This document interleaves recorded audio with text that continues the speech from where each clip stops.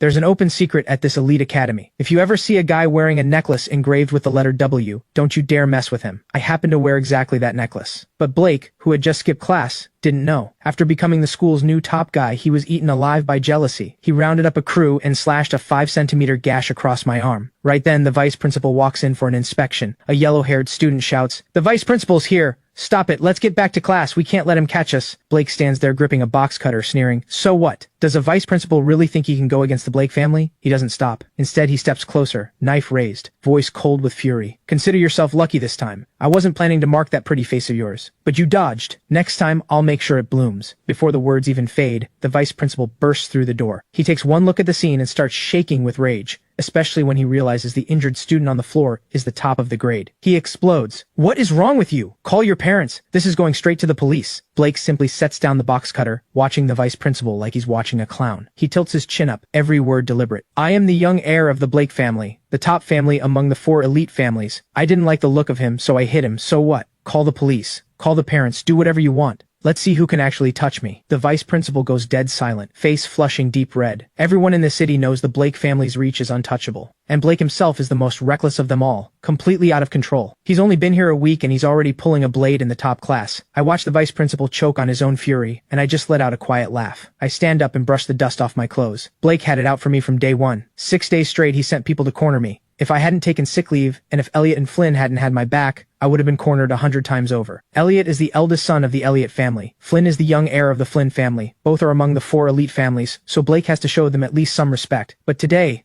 of all days, Elliot is out sick and Flynn has an exam. And so Blake storms straight into my classroom with his crew. And now this. Hank is in tears, begging the vice principal to do something. The vice principal roars at Blake's entire crew to get to the office. Not one of them is leaving. Then he turns to bring me to the infirmary, but I pick up my phone and refuse, cold and calm. "No need, let's go to the office first, I'm fine. I want to see exactly how much power the Blake family actually has." Hank tries again to drag me to the infirmary. I murmur a word of comfort, then turn and walk toward the office. Behind me, Blake scoffs. "Nothing makes me more sick than watching you play it cool." He trails after with his crew in tow. The moment they leave, the classroom goes dead quiet. Only Hank remains, frozen in place, his face pale with worry. He had promised Elliot he'd look after me. He never imagined that the second Elliot walked out, Blake would get this bold. Ridiculous. Blake is jealous of my looks. Too bad there's nothing he can do about his own face. Everyone assumed I came from a regular family. Ever since I topped the grade and became the school's top guy, the rumors about my background never stopped. At Crestholm Academy, everyone is either rich or powerful. The only exception is the scholarship student, and that happens to be me. So last semester, a lot of people looked down on me. It wasn't until Elliot stepped up to protect me that people finally shut their mouths. Now Elliot is gone for one day, and Blake crawls out of nowhere. Everyone's convinced I'm finished this time. Just then, the homeroom teacher in the office hears the whole story and his face goes dark as a storm cloud. Everyone has to call their parents. Blake dials his dad without a second thought, immediately claiming he's the one who got bullied. He hangs up, and his crew follows suit, calling their own parents one by one. Every single one of them fearless, because Blake's got their backs. Then Blake has the nerve to drop himself into the teacher's chair, looking at me like he owns the room. "Go ahead and call. Let's see what your parents can actually do to me." "What, are you gonna bring in a nanny?" He laughs like it's all a joke. The homeroom teacher comes over to comfort me and tells me to call my family. I think for a moment. Aria is overseas, so I step out of the office and dial Luna. Right now, Luna has just finished her exam. She picks up, her voice soft as silk. "Why are you suddenly calling me?" I let my voice crack just slightly. "Luna, someone hurt me." On the other end of the line, Luna's expression drops instantly. She breaks into a full sprint toward the school gates, asking where I am as she runs. I tell her I'm at school. She steadies her voice immediately. "Reese, don't be scared. Stay right there. I'll be there in 30 minutes. I hang up and tell her to be careful on the way. But on her end, Luna's eyes go ice cold. She reaches the school gates where teachers are smiling at her. "Luna, done with the exam? Think you got a perfect score?" But she has zero interest in small talk. She dials a number and blows straight through the gates. Behind her, a teacher shouts, "Luna, you're still in the middle of exams." Back in the office, I quietly move to a corner and crouch down. The vice principal and teachers look at me, their hearts clearly breaking,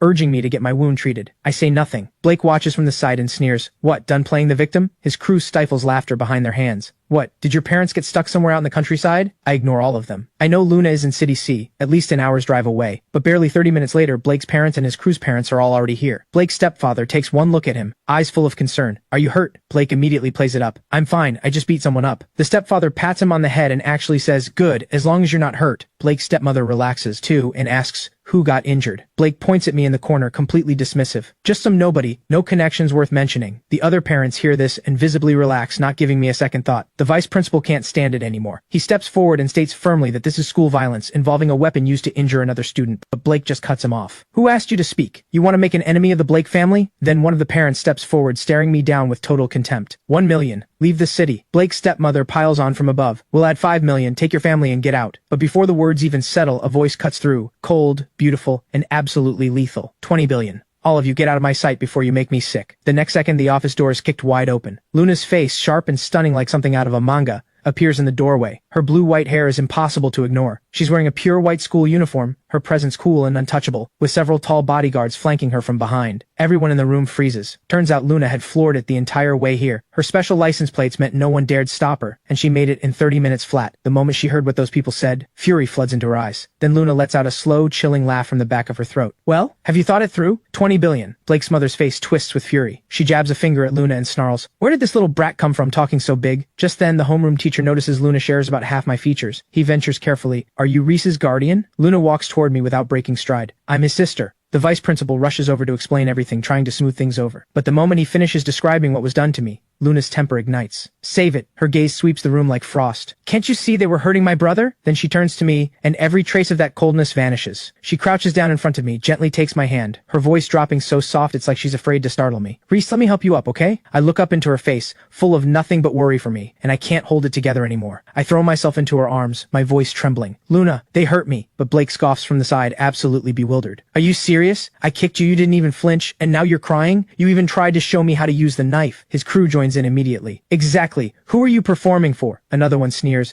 "Crestholm's golden boy, scared now, huh?" I feel Luna's arms tighten around me. She looks at the wound on my hand and the marks on my face, and the ache in her eyes is about to spill over. She holds me tighter. "It's okay now, Reese. I'm here." The next second, she pulls me to my feet and walks me swiftly to the car waiting at the door. Then she reaches into the car and pulls out a blue and white diamond necklace engraved with the letter W. She fastens it around my neck, gentle as ever. "Reese, from now on, live loud in City C. If anything goes wrong, I'll take the fall." I look down at the necklace resting against my chest, and everything clicks. This necklace is the symbol of the Moore family, one of a kind. Luna's is engraved with Y, mine is W for my safety. She had been keeping it with her all this time. I had planned to stay in City A for 2 more years, but now I know my time here is up. Luna gently ruffles my hair and tells me to wait in the car like a good boy. I nod obediently. The moment the car door shuts, every trace of vulnerability vanishes from my face. In its place comes a slow, cold smile. Luna's furious now. The only unfortunate part is that I have to go back to City C. I wasn't done having fun here. Meanwhile, back in the office, the real show is just getting started. The moment Luna walks in, she doesn't say a word. She just kicks Blake straight to the ground. The bodyguards immediately block his parents from moving. His crew doesn't get a chance either. Luna plants one foot on his back. Blake writhes and struggles. One look from Luna,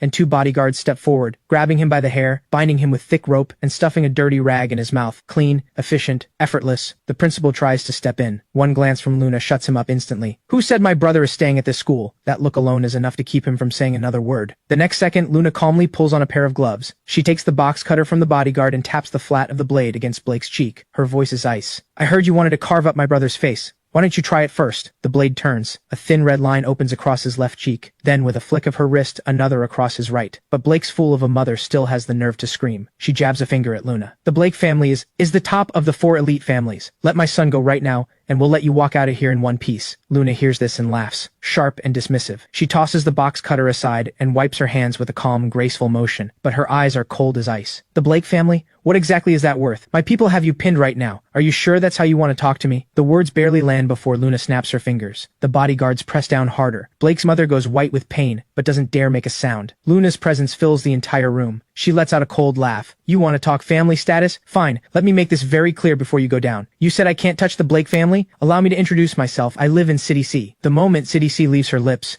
every face in the Blake family changes. Everyone knows that any single family from City C could crush this entire city without breaking a sweat. But Luna isn't done. She steps forward slowly. "My name is Moore. I am the second daughter of the Moore family, and my brother is the one and only young heir of the Moore family." The entire office goes dead silent. The Moore family, the second most powerful dynasty in the country, right behind the Zhao group at the top. The Moore group, known for being ruthless and fiercely protective of their own. And I am the one heir the entire Moore family holds in the palm of their hand. Blake's stepmother is completely frozen, still trying to push back. "Impossible! Why would the Moore family ever come here?" Luna lets out a sharp laugh. The next second, she reaches into her uniform and pulls out a necklace, blue and white diamonds, engraved with the letter Y, bearing the unmistakable crest of the Moore family. The stepmother's face drains completely white. Her knees nearly buckle as she stumbles forward. "Miss Moore, this is all a misunderstanding, I swear." But Luna doesn't even bother to glance at her. She speaks without turning. "A misunderstanding? I just came to back up my brother. Whatever happened, I don't don't need the details. The parents of Blake's crew go pale with fear. One of them scrambles to distance himself. Miss Moore, we had nothing to do with this. My kid never touched your brother. Luna hears this and her eyes ignite. Don't worry, every single accomplice is going down with him. Before the words even fade, the office door is shoved open and several police officers storm in. They slap handcuffs on Blake and his entire crew and march them out. Then Luna turns to the vice principal, who is visibly trembling beside her. A faint, cold smile crosses her lips. I'm not satisfied with how the school handled this. I'll take it from here. The vice principal nods frantically, swearing he won't interfere and that everything will stay quiet. That same night, Arya makes her move. The entire city gets reshuffled. The so-called 4 elite families are reevaluated from the ground up. The Blake family is stripped from the list entirely. One night, and the whole world flips upside down. 2 days later, Luna comes to bring me back to City C. Even Arya, who is always buried in work, flies back home just to spend a day with me. I let out a quiet sigh. I had planned to lay low in City A for 2 years and come back for senior year. Never thought it would all fall apart like this. Oh well, if I'm back, I'm back. Nobody in City C would dare touch me anyway. Next step, transfer schools. Luna attends Maplewood High, which is a Moore family property. But I don't want to run into anyone I know, so I choose Maplewood's biggest rival, Thornfield High. Both sisters let me have my way. The next morning, I get ready to head to my new school. The moment I step outside, 2 rows of staff stand at attention and bow in unison. We wish the young master a wonderful first day. The familiar scene almost makes me laugh. Luna, on the other hand, is completely unfazed. She opens the car door for me without missing a beat. 20 minutes later, the car pulls to a stop. I stare at the sign that reads Thornfield High, my face blank. Then I turn to look next door. That's Maplewood High. I instinctively look away and snap my head to the other side. Luna's blue and white hair is way too easy to spot. The car stops cleanly in front of Thornfield High. Luna steps out and walks quickly around to my side. She pulls open my door with care, a soft smile on her lips. Reese, we're here. I give her my sweetest smile. Bye, Luna, but she grabs my arm, still worried. Maplewood is right next door. Call me the second anything happens. Even if nothing's wrong, call me. I'm always on call. I nod and turn toward the gate. I walk in and don't look back. Only once I've completely disappeared from view does Luna's smile drop in an instant. She heads straight next door to Maplewood. Meanwhile, the homeroom teacher leads me to Class A, reportedly the top class in the entire grade. The homeroom teacher asks me to introduce myself. I step up to the front and barely get out. Hi, my name is, before a sharp voice cuts me off. A guy in the back lets out a cold laugh. Great, a transfer student dropping in from nowhere. Don't go messing up what we've built here. But before I can respond, the homeroom teacher cuts in with a sweep of the room. Reese's scores are better than every single one of yours. At his previous school, he topped the grade every single time. The moment that lands, the buzzcut guy shoots to his feet, face flushed red, and apologizes to me. The energy in the room shifts immediately. I give a small smile to let him know it's fine.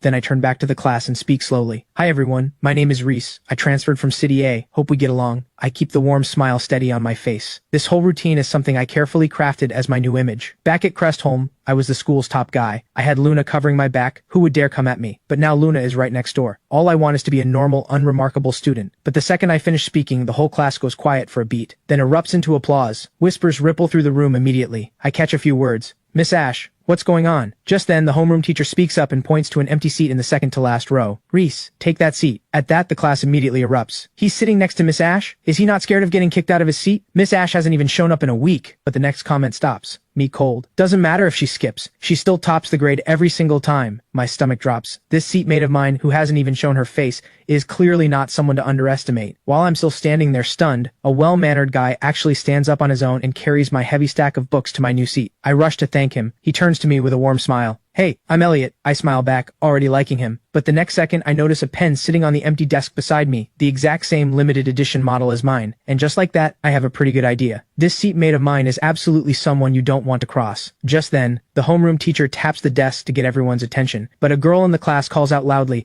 "Teacher, you forgot to say, ladies and gentlemen, please pay attention in class." The whole class bursts out laughing. To everyone's surprise, the teacher just smiles and plays along. Ladies and gentlemen, please pay attention in class. I'm completely stunned. This class has such good energy. My old school was nothing but cutthroat competition and fake smiles. That's why I skipped every day. But this place actually makes me feel something. Elliot slides a test paper over to me. I glance at it and immediately see it's way too easy. Painfully boring, so I just start doodling all over it. When I finally get tired of drawing, I happen to glance at my seatmate's book. A breeze flips it open to a page with a single word written on it. Shen. The handwriting is elegant but sharp, and it hits me like a hammer straight to the chest. How is that the word? How is that the handwriting? With a soft click, the pen slips from my hand and hits the floor. Only one thought fills my mind. Didn't she say she was going to school in the South? I came here specifically because of that. We haven't seen each other in almost a year, but that single word yanks me back to middle school. A bright, bold girl propping her chin in her hands, pouting as she calls out to me. Reese? Back then I had asked her Thornfield or Maplewood. She bit her lip, clearly upset. But if we're at different schools, I can't see you every second of the day anymore. I want to see you every single day. And because of that one line, my heart gave in. Then we'll both go to Maplewood. She finally broke into a grin. Whatever Reese says, I'll be the one protecting you. Right then, Elliot's voice pulls me back. Hey, your pen fell. I take it from him. My thoughts a complete mess. No. It can't be her. She promised she was going to Maplewood, but before I even finish convincing myself, I turn my head and lock eyes with a furious glare through the window. A teacher is staring me down with burning intensity. The next second he shouts, "You, brown hair, get out here! Who gave you permission to dye your hair? Come to my office after class." I'm completely thrown. Thornfield doesn't allow dyed hair? I've had this brown hair for almost a year. The bell rings and I quickly turn to Elliot. Who is that teacher? Elliot looks up with a serious expression. That's the Dean of Discipline. Dye it back fast, or you're writing a formal apology. Thornfield is famously strict for the first 2 years. My stomach sinks. I didn't expect the rules to be this tight. But then again, the rules only apply to the first 2 years. Next door at Maplewood, the students walk around with every color of the rainbow in their hair and nobody bats an eye. So I quickly ask Elliot, where is the Dean of Discipline's office? To my surprise, Elliot packs up his paper and stands. Forget it, I'll take you. He turns to his seatmate Zara to cover for him. She gives him a cheerful little salute. Yes sir, Class President Elliot sir. Elliot pulls me downstairs all the way to the office door, then stops. He leans in quietly. Just tell him you're a transfer student and didn't know the rules. He won't give you a hard time. I'll wait out here. Something warm settles in my chest. I thank him, take a slow breath, and push through the door. What I don't know is that at this very moment, out at the school entrance, a storm is quietly gathering. A girl with dark red hair leans against the wall, clearly done with waiting. Just then, another girl comes sprinting toward her, tablet in hand, with a sly grin. Ash, guess what I just saw? Before Ash can even react, the girl blurts it out herself. You have a seatmate now, and he's a male transfer student. The air freezes. Everyone at Thornfield knows Ash hates having a seatmate more than anything, but she is the school board director's own daughter. No one in the entire school dares to cross her, dyeing her hair, skipping class, getting into fights. She does it all, and the school never says a word. When she's in a good mood, she'll casually top the grade without even trying. But when she's in a bad mood, she makes everyone's life miserable. The moment she hears a guy has been seated next to her, one thought flashes through her mind. There is only one male she would ever sit beside. Her expression goes stone cold. She bites out a few words. Let's go see. I know absolutely none of this. Back in Class A, the room has already exploded. Ash, Vera, Serena, all three of the legendary heiresses have shown up at once. Zara doesn't hold back. Ash, what made you actually come to school today? Vera throws an arm around Serena's shoulder, grinning with clear intent. Isn't it obvious? She's here to check out the new transfer student. The next second, Ash's eyes lock onto my seat. When she sees the books and pen, clearly belonging to a guy, her expression goes dark enough to drip. Not a single person in class dares to breathe. Everyone thinks the same thing. This transfer student is finished. Just then, Vera speaks up. Where did the person sitting here go? Zara answers. Left on leave sometime after 8. Probably won't be back until around 11. Before the words even finish, Serena walks forward without a word and moves my entire desk and chair to the very back of the room. Zara opens her mouth to say something, but one look from Vera stops her cold. With the seat beside her now empty, Ash's expression finally softens. She leans back lazily. Whatever, we'll deal with it later. And just like that, the bell rings. My desk is sitting in the back of the room, and I'm still off dealing with the Dean of Discipline, completely unaware of the storm waiting for me. I head back to school with a bag of candy I had picked out earlier, still clueless about what's ahead. The moment I reach the building, my best friend calls. She wants to sneak in and hang out, but the next second she shrieks on the other end of the line. She just remembered a date with her senior. You always ditch me for a guy. I hang up and turn around, and catch a glimpse of 3 figures heading toward the school gate. The girl with dark red hair among them. Her back looks annoyingly familiar, but I don't think much of it and walk straight into Class A. But the moment I step through the door, my jaw drops. Where is my seat? The spot where I sat is completely empty. My entire desk and chair have been thrown to the very back of the room. I immediately find Elliot. He tells me quietly. It was my seatmate, the one I've never even met. She doesn't like having a seatmate. Fair enough, honestly pretty bold. But I don't pay attention in class anyway, so it doesn't matter where I sit. I walk to the back row and barely sit down before the bell rings. The math teacher walks in holding a stack of papers and drops a bombshell. Zara, first place, 129 points, the only student in the entire school to break 120. The whole class erupts into applause. Even Elliot, sitting right beside her, looks completely starstruck. Zara, that's insane. You're incredible. Even Elliot admits with a sigh that he didn't break 120 himself, but Zara just laughs it off. Just got lucky. I clap along with everyone else, completely unmoved inside. Then the papers are handed out. The class immediately descends into groans. Only 106? Was that last question even meant for humans? But the teacher says their class average is still the highest in the school. While everyone is still buzzing with complaints, the teacher suddenly goes quiet. He clears his throat and goes straight into explaining the final question, the one nobody in the entire school got right. What makes it worse is that he likes to call on students. The next second, his eyes sweep the room and land straight on me. The student with brown hair. You're the transfer student, right? My stomach drops, but I stand up anyway. I'm Reese. The teacher nods, a small smile on his face. But what comes next makes the entire class hold their breath. Then Reese, walk us through how you'd solve this problem. I pick up the paper completely calm. Sure, this problem? I covered it back in middle school. Advanced math is nothing to me. With the entire class watching in stunned silence, I begin. A full 20 minutes. When I finish, the room is dead silent. Then the gasps start rolling in. What the? This transfer student is something else. He has a second solution method. Isn't that something they don't even teach until senior year? Even the math teacher looks genuinely impressed. He leads the applause himself. Reese,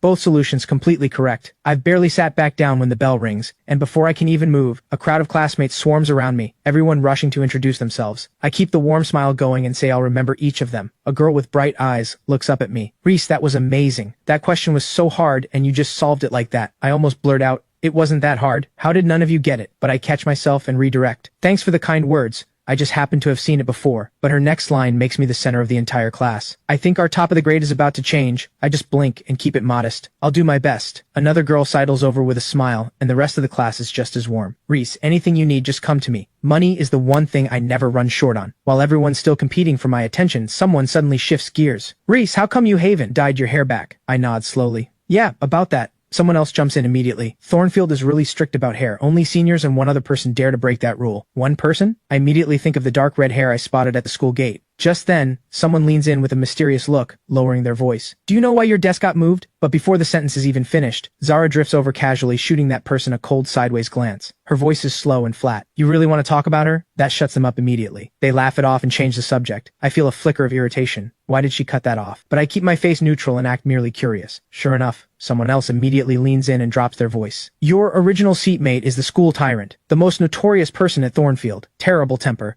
never lets anyone sit beside her. The second she showed up this morning, she moved your desk. And that's not all. They drop an even bigger bombshell. The two girls sitting behind you now, they're two of Thornfield's 4 top girls. And your original seatmate, school tyrant and top girl. That's when it clicks. I've been placed right next to the most untouchable people in the entire school. They notice no one's stopping them and keep going, getting more and more into it, now giving me a full rundown of City C's major families. I listen to the gossip, but my mind is working through something else entirely. Who exactly is this school tyrant? Just as I reach for my phone to look it up, a sharp voice cuts through the room. Which school did you transfer from? I look up. It's Cole, the guy from earlier introductions. He's standing with his arms crossed, eyes full of scrutiny. I smile lightly and answer with 3 words. Crestholm Academy. The moment it lands, the whole class erupts. Crestholm, the elite academy that only the children of the 4 elite families can enter. Cole's face falls instantly, and the way the rest of the class looks at me shifts, just a little more respect in their eyes. I get added to the class group chat, but just as everyone is about to head to lunch, Elliot, who never initiates anything with anyone, actually turns to me. I'll take you to the cafeteria. Half the class nearly drops their jaws, because this is Elliot, the guy who never makes the first move with anyone. I smile and say, sure, thanks, Elliot. And just like that, we walk out side by side. The second we step into the hallway, my brown hair ignites the entire corridor. What the? A first year with dyed hair? I got reported just for doing a tiny streak of pink. How is he walking around free? Exactly. Besides Miss Ash, who else in year 1 would be this bold? The next second, a guy in a pink shirt, clearly one of the school's top guys, snaps his head up. Who do you think you are? Shut your mouth. The guy who was talking takes one look at who said it and goes white instantly, stammering out, Leo. So that's Leo, the second son of the Luo family. The one who's been spoiled, so rotten by his family that no one at Thornfield dares touch him. Leo lets out a cold huff and strolls off with his friend. I watch his back and fall into thought. By the time we reach the cafeteria, Elliot is looking at me with bright eyes. He speaks again. Reese, you really went to Crestholm?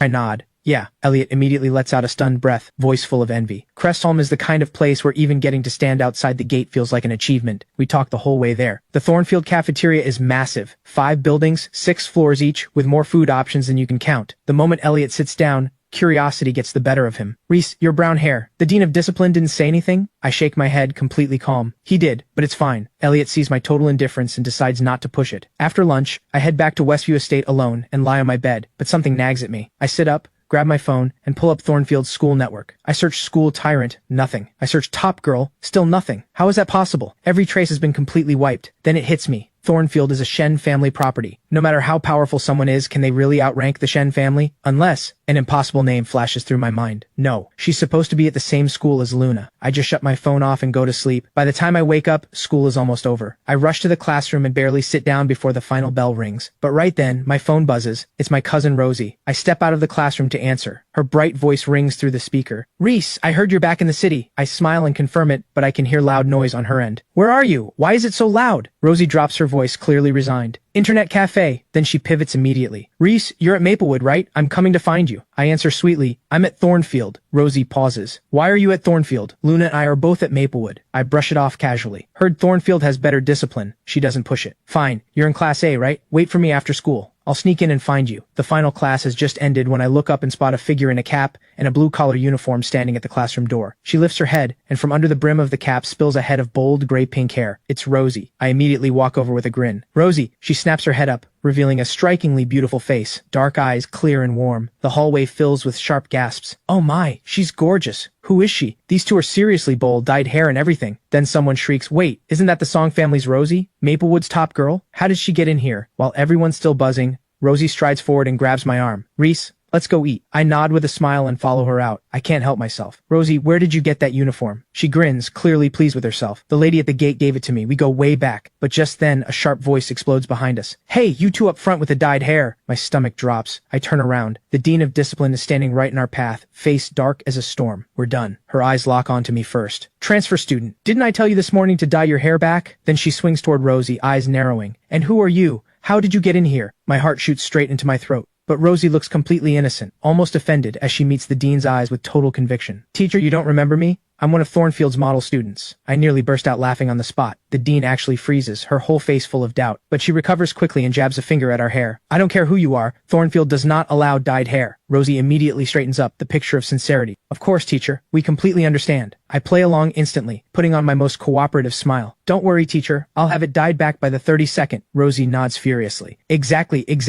Teacher, by the 32nd, you'll see perfectly black hair on both of us. The dean nods, visibly satisfied. Good. Then you two. Before she can finish, Rosie seizes my hand and we spin around and sprint full speed toward the school gate. Watching us bolt, the dean snaps back to reality and stamps her foot in fury. Wait, there is no 32nd in May. You two stop right there. Her furious shouting chases us from behind, but we just run faster. Meanwhile, across town at a restaurant, Vera glances at the time and jumps to her feet. Ash, my dad just got back to the country. I need to disappear. Ash slowly puts down her phone. One word. Okay. Serena rises cleanly. All three walk out of the restaurant side by side. They've barely hit the street when Ash reaches into her pocket and pops a lollipop into her mouth. Vera leans in. Ladies, we are all going to class tomorrow like good students. My dad is back, and if I skip again, he's going to destroy me. Ash responds with total indifference. Serena looks at Vera and says softly, whatever you want. Just then, they happen to pass by a school. Suddenly, a guy in overalls gets shoved forward by his friend, stumbling right in front of Ash. He has a center-parted haircut and squeaks out, hey, what are you doing? Then he takes a deep breath, lifts his head, and looks at Ash with a shy smile. Hi, can I get your number? Vera immediately perks up and throws an arm around Serena's shoulder, whispering with a wicked grin. Tisk, tisk, tisk. You see this? With a face like Ash's, I'd do the same thing if I were a guy. Serena stares at her, completely done, but Ash just clicks her tongue once and bites through the lollipop. Her cold eyes drift over him without any real interest. 3 words, flat as stone, not interested. But the Center Park guy isn't giving up. He keeps going. Just one contact, please. Ash's patience is visibly gone. She flicks the lollipop stick into the trash, and the temperature around her seems to drop, her eyes sharp enough to cut. The guys stumble backward. Then Ash doesn't even spare them a glance. She walks straight around them and keeps moving. The Center Park guy watches her go, muttering under his breath with a dejected look. Why so cold? But the next second he actually pivots and aims for Vera and Serena instead. Can I get either of your numbers? Vera and Serena lock eyes. Both freeze. This guy has absolutely no shame. They politely decline and pick up the pace to catch up with Ash, leaving the Center Park guy stomping the ground in frustration. His friend mutters quietly beside him. Didn't that girl look a lot like the Vera? The Center Park guy scoffs. You've never even seen her. How would you know what she looks like? But even as he says it, Kane isn't so sure himself. He had only seen Vera once, at her 10th birthday party. After that, he never had another chance to attend that kind of gathering. Could that really have been her just now? Ash and the others split up and head home. The next day, at the entrance of Thornfield High, Rosie and I have just bolted through the school gate when I spot Luna standing there waiting. The moment she sees me, her cold expression melts completely, and a soft smile pulls at her lips. That one smile is enough to detonate the entire crowd. Oh wow, Luna is stunning. Rosie's here too. How did she come out of our school? Wait, who is Luna waiting for? Why is she walking toward that guy? Everyone in City C knows that Luna is famously difficult, yet she's also Maplewood's highest voted top girl, and right beside her stands Rosie of the Song family. Our families go way back. Rosie and I grew up together as cousins. In this city,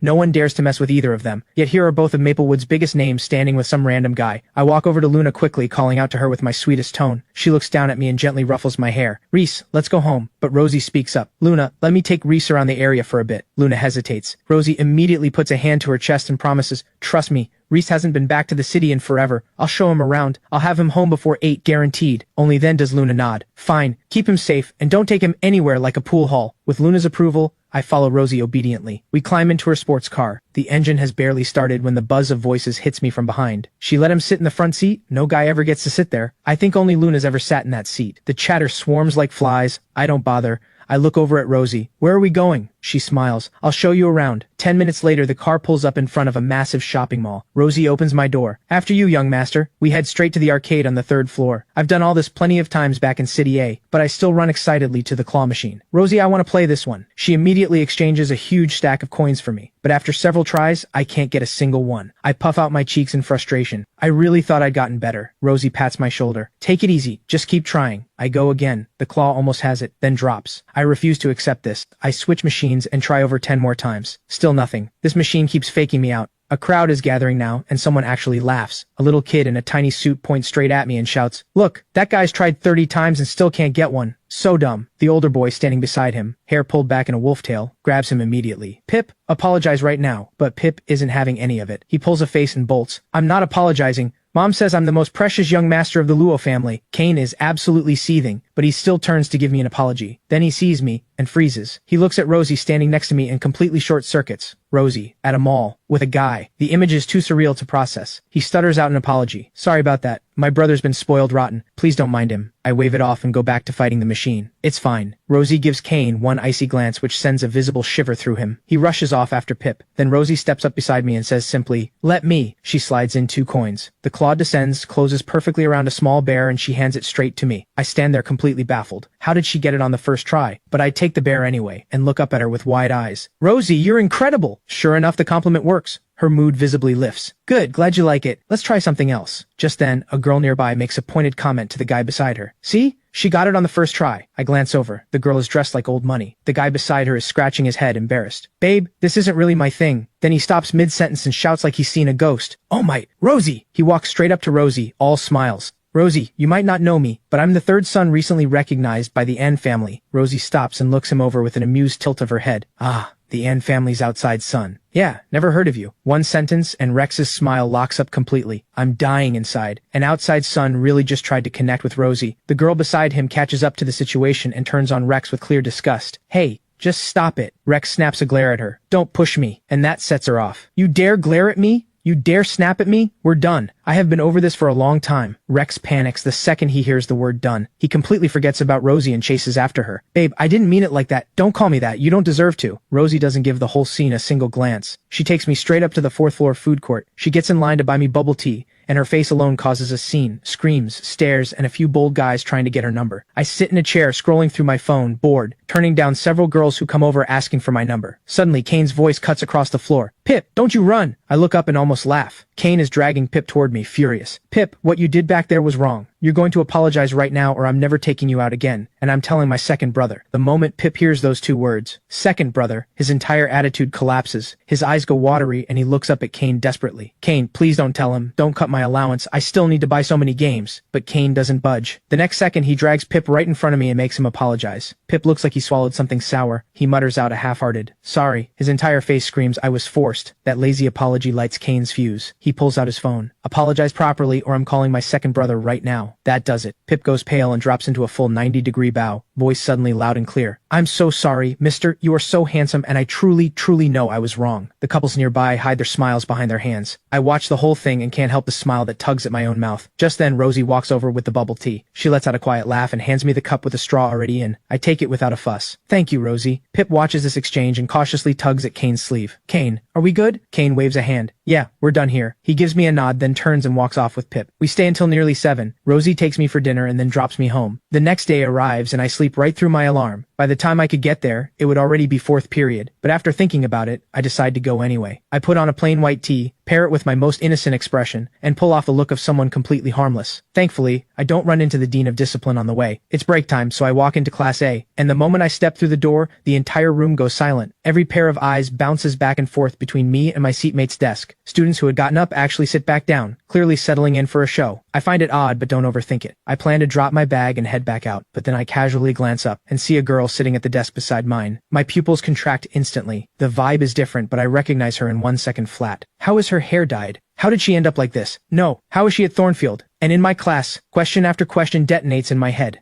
I can't move. Right then, Vera, who heard the shift in the room, glances toward me without thinking. That one look, and her eyes go wide with total disbelief. The next second, she slams her hand on the desk and shoots to her feet. She lets out a sharp curse. "Oh, damn." The noise makes Ash, sitting up front, furrow her brows. She doesn't even look up. just a cold scoff. Seriously? The whole class is lost. What's going on? Does Vera know the transfer student? Then Serena, sitting right beside Vera, looks up too. She follows Vera's gaze and lands on me. Serena, who never loses her composure, can't hold it either. What the? She stands up too, eyes locked on me. The four of us go all the way back, from elementary school through middle school, 10 full years together. But right before the high school entrance exams, Ash vanished without a word. Then she came back, and it was my turn to disappear. No one could find me. Then later, when they saw Ash again, she had dark red hair and had become the tyrant that makes all of Thornfield tremble. Serena snaps back to the present and looks at Ash, who is sitting up front acting like none of this concerns her. She can't help it. She calls out quietly, "Ash." Vera comes back to herself too and shouts with urgency, "Ash, put the phone down." Ash up front finally sets it down and looks up, impatient. What? The next second, our eyes meet. Ash shoots to her feet and closes the distance between us, her gaze blazing hot enough to melt something. My whole body locks up. I step back without thinking, but I can't look away from those deep, dark eyes. How is she at Thornfield? And in my class of all places? "Reese?" Just 2 words, voice trembling, carrying the burning weight of something lost and found, and the entire room detonates. My chest tightens. My eyes sting for no reason I can name. She is fixed on me completely, not a flicker of hesitation, the teardrop mole at the corner of her left eye making her look dangerously stunning. That relentless, desperate look of someone who has found back what they lost. I can't face it, so I wrench my gaze away, shove her back with both hands without hesitation, and bolt out of the classroom like my life depends on it. The entire class freezes solid. Ash just got shoved, in front of everyone, and there is not a single trace of anger on her face. Instead, she watches my panicked escape with a slow smile pulling at her lips. Then she takes one long stride forward and follows me out. The whole class watches until both of us are gone. Then Class A absolutely loses it. What just happened? The transfer student shoved Ash, and Ash didn't get mad. She chased after him. Something is definitely going on with these two. Every eye in the room snaps to Vera and Serena, who are still standing there. "Vera, Serena, don't you dare play dead. Start talking. Don't make me get down on my knees and beg." Faced with the entire class's desperate, hungry curiosity, Vera lets out a quiet sigh. She doesn't say a word. Instead, she stands up under every stare in the room and drags the desk behind Serena's forward, right next to Ash's spot. It hits the floor with a heavy thud. The 2 desks are now locked together. Once that's done, she calmly returns to her seat. So Reese was the transfer student all along. If they had known the name sooner, Ash wouldn't have gotten it wrong yesterday. Serena, meanwhile, straightens her things and sits back down. She, the most composed person in the room, had just completely fallen apart. Zara senses a bombshell of historic proportions. She rubs her fingertips together and finally speaks, breaking the silence. "Don't push Serena." The moment she does, a flood of questions crashes down. "Wait, you actually know him?" Serena lost it. "Who is this transfer student? Ash just called him Reese. What kind of relationship is that?" Just then, Zara slaps her thigh and gasps. "I just remembered. Yesterday the transfer student said his name was Reese. Ash's name is Ash Shen. Their names sound like a couple's name." The entire class draws a sharp breath. He could have just introduced himself normally, but instead, it sounds like they matched their names on purpose. Zara is convinced she's just cracked the biggest secret of the year. She turns to Serena. "So what exactly is going on between them?" Serena's expression softens. Her voice takes on a rare warmth. Vera thinks for a moment, then drops the first bomb. "He's our friend. 10 years. The class is stunned. Before anyone can process that, Zara pushes further. "Okay, so he's your friend. But what about Ash?" Vera and Serena exchange a look. Their expressions shift, suddenly completely serious. They speak at the same time, and the real bombshell lands. "He has Ash's line." Serena seems to feel that isn't quite enough to land the full impact, so she adds one more cut. "He and Ash have known each other since birth, longer than they've known either of us." Class A goes absolutely insane. Childhood friends with all 3 of the heiresses. The tyrant's one line, known since birth. Any one of those facts alone would be enough to make every person in City C sick with envy. Meanwhile, at the second-floor stairwell, I finally stop running. That shove back there was pure instinct. Now that my head is clearing, I'm completely lost. Wait, why did I run? Ash was the one who disappeared first. If anyone should be running, it's her. I'm just about to get a grip on myself when a warm, smooth hand locks around my wrist. My heart lurches. I step back on instinct. Ash's lips curve with a faint sardonic edge as she pins me in place with no room to move. "Why are you running from me?" Ash's eyes are locked on me, her fingertips white from gripping so hard. Her breathing is fast enough to be alarming. I look down and fall straight into those deep, dark eyes. My heart skips. I drop my gaze quickly, a voice in my head muttering, "You were the one who left first." Ash keeps her eyes fixed on me, waiting for an explanation, but watching me struggle to find words and swallow them back down. It's almost enough to make her laugh in disbelief. It's peak break time. The stairwell is packed. Ash, tall and commanding, has me cornered against the wall, every bit the bully she looks like right now. Whispers erupt around us. Why is Ash blocking a guy at the stairwell? Isn't that the new transfer student? How did he even get on her radar? Ash hears the noise. Her cold eyes lift. One word. Quiet and clean. Leave. Just one word. And her presence fills the entire space. Every bystander scatters instantly. Nobody in their right mind would risk making her unhappy. I hear that word too, and I go still. How did she become like this? The whole school is terrified of her. The girl I remember has changed. But when Ash sees the fear in my eyes, every trace of that coldness evaporates in an instant, replaced by something devastatingly gentle. "Reese, why are you hiding from me?" I keep my head down and say nothing. Then the bell explodes through the stairwell. I look away and mumble, "Class is starting." Ash lets out a laugh of pure disbelief. "With your brain, you actually need to sit through class?" My eyes go red instantly. I look up at her. "You're being mean." Ash, even knowing full well I'm putting it on, completely loses her edge. She raises both hands immediately in surrender, voice going so soft it sounds like she's handling something precious. No, that was my fault. If anyone else could see this, their eyes would fall right out of their heads. This is supposed to be the terror of Thornfield? She looks more like a golden retriever begging for forgiveness. I sniffle and say it again. Class is starting. Ash is completely done with me. She lets go with a helpless sigh and watches my retreating back as I half sprint away. She reaches into her pocket and pulls out a mint candy. Her fingertip rests on the tin for 2 seconds. Whatever. At least she's back. There's plenty of time to keep an eye on her. Even lock her in place if it comes to that. She bites through the mint. Ash drifts back to the classroom door, casual as anything, and calls out, which almost never happens. The teacher at the front snaps the chalk clean in half from shock. Something is seriously wrong with Ash today. Why is she acting so strange? Ash couldn't care less about the reaction. She walks straight over and sits beside me. I am sitting perfectly upright, eyes locked onto the board, performing the role of a model student with full commitment. Ash smiles. Keep it up, by all means. Right now, if I were actually able to follow the lesson, she'd write her own name backwards. The entire class period, Ash doesn't sleep. She props her head on one hand and stares at me without a single attempt to hide it. That burning gaze feels like it could scorch right through my face. Finally, I reach my limit. I scrawl a line in my notebook and shove it toward her. "Why do you keep staring at me?" Ash reads it and doesn't answer. Instead, she pulls out her phone and holds a QR code right in my face. I pause. Her old number is long gone. I hesitate for a moment, then scan it. But the second the page loads, my pupils go sharp. The profile picture is a photo of me from behind, overalls, my 11th birthday. The username is still just one word, Ash. 10 years, and she never changed either. Something in my chest seizes up. I press down the wave of feeling rising behind my eyes and tap the add button. Accepted instantly. The bell rings. Ash gives me one long, loaded look, then heads off to lunch with Vera and Serena. The moment she's gone, every suppressed whisper in the class detonates at once. Oh my, that look she gave him, they are absolutely childhood sweethearts. It's confirmed. The noise gives me an instant headache. It isn't until the classroom mostly empties that Elliot slides over. "Reese, come eat." On the way to the cafeteria, Elliot finally can't hold it. "You and Ash? You really grew up together?" I think for a moment, then ask something that's been nagging at me. "Why is everyone so scared of Ash? Is it just the family name?" Elliot drops his voice immediately and glances around like someone might be listening. "It's not just who she is. When the school year started, Ash beat a girl from one of the top families half to death right here in the city. Blood everywhere." My steps slow. Elliot keeps going. "That was the only time anyone's ever seen Ash lose control. Not a single teacher or student dared step in. Even Vera and Serena couldn't hold her back. You know how it ended? Luna from Maplewood showed up and hit Ash. No warning, no words, just a punch. That's what stopped it." Elliot shakes his head.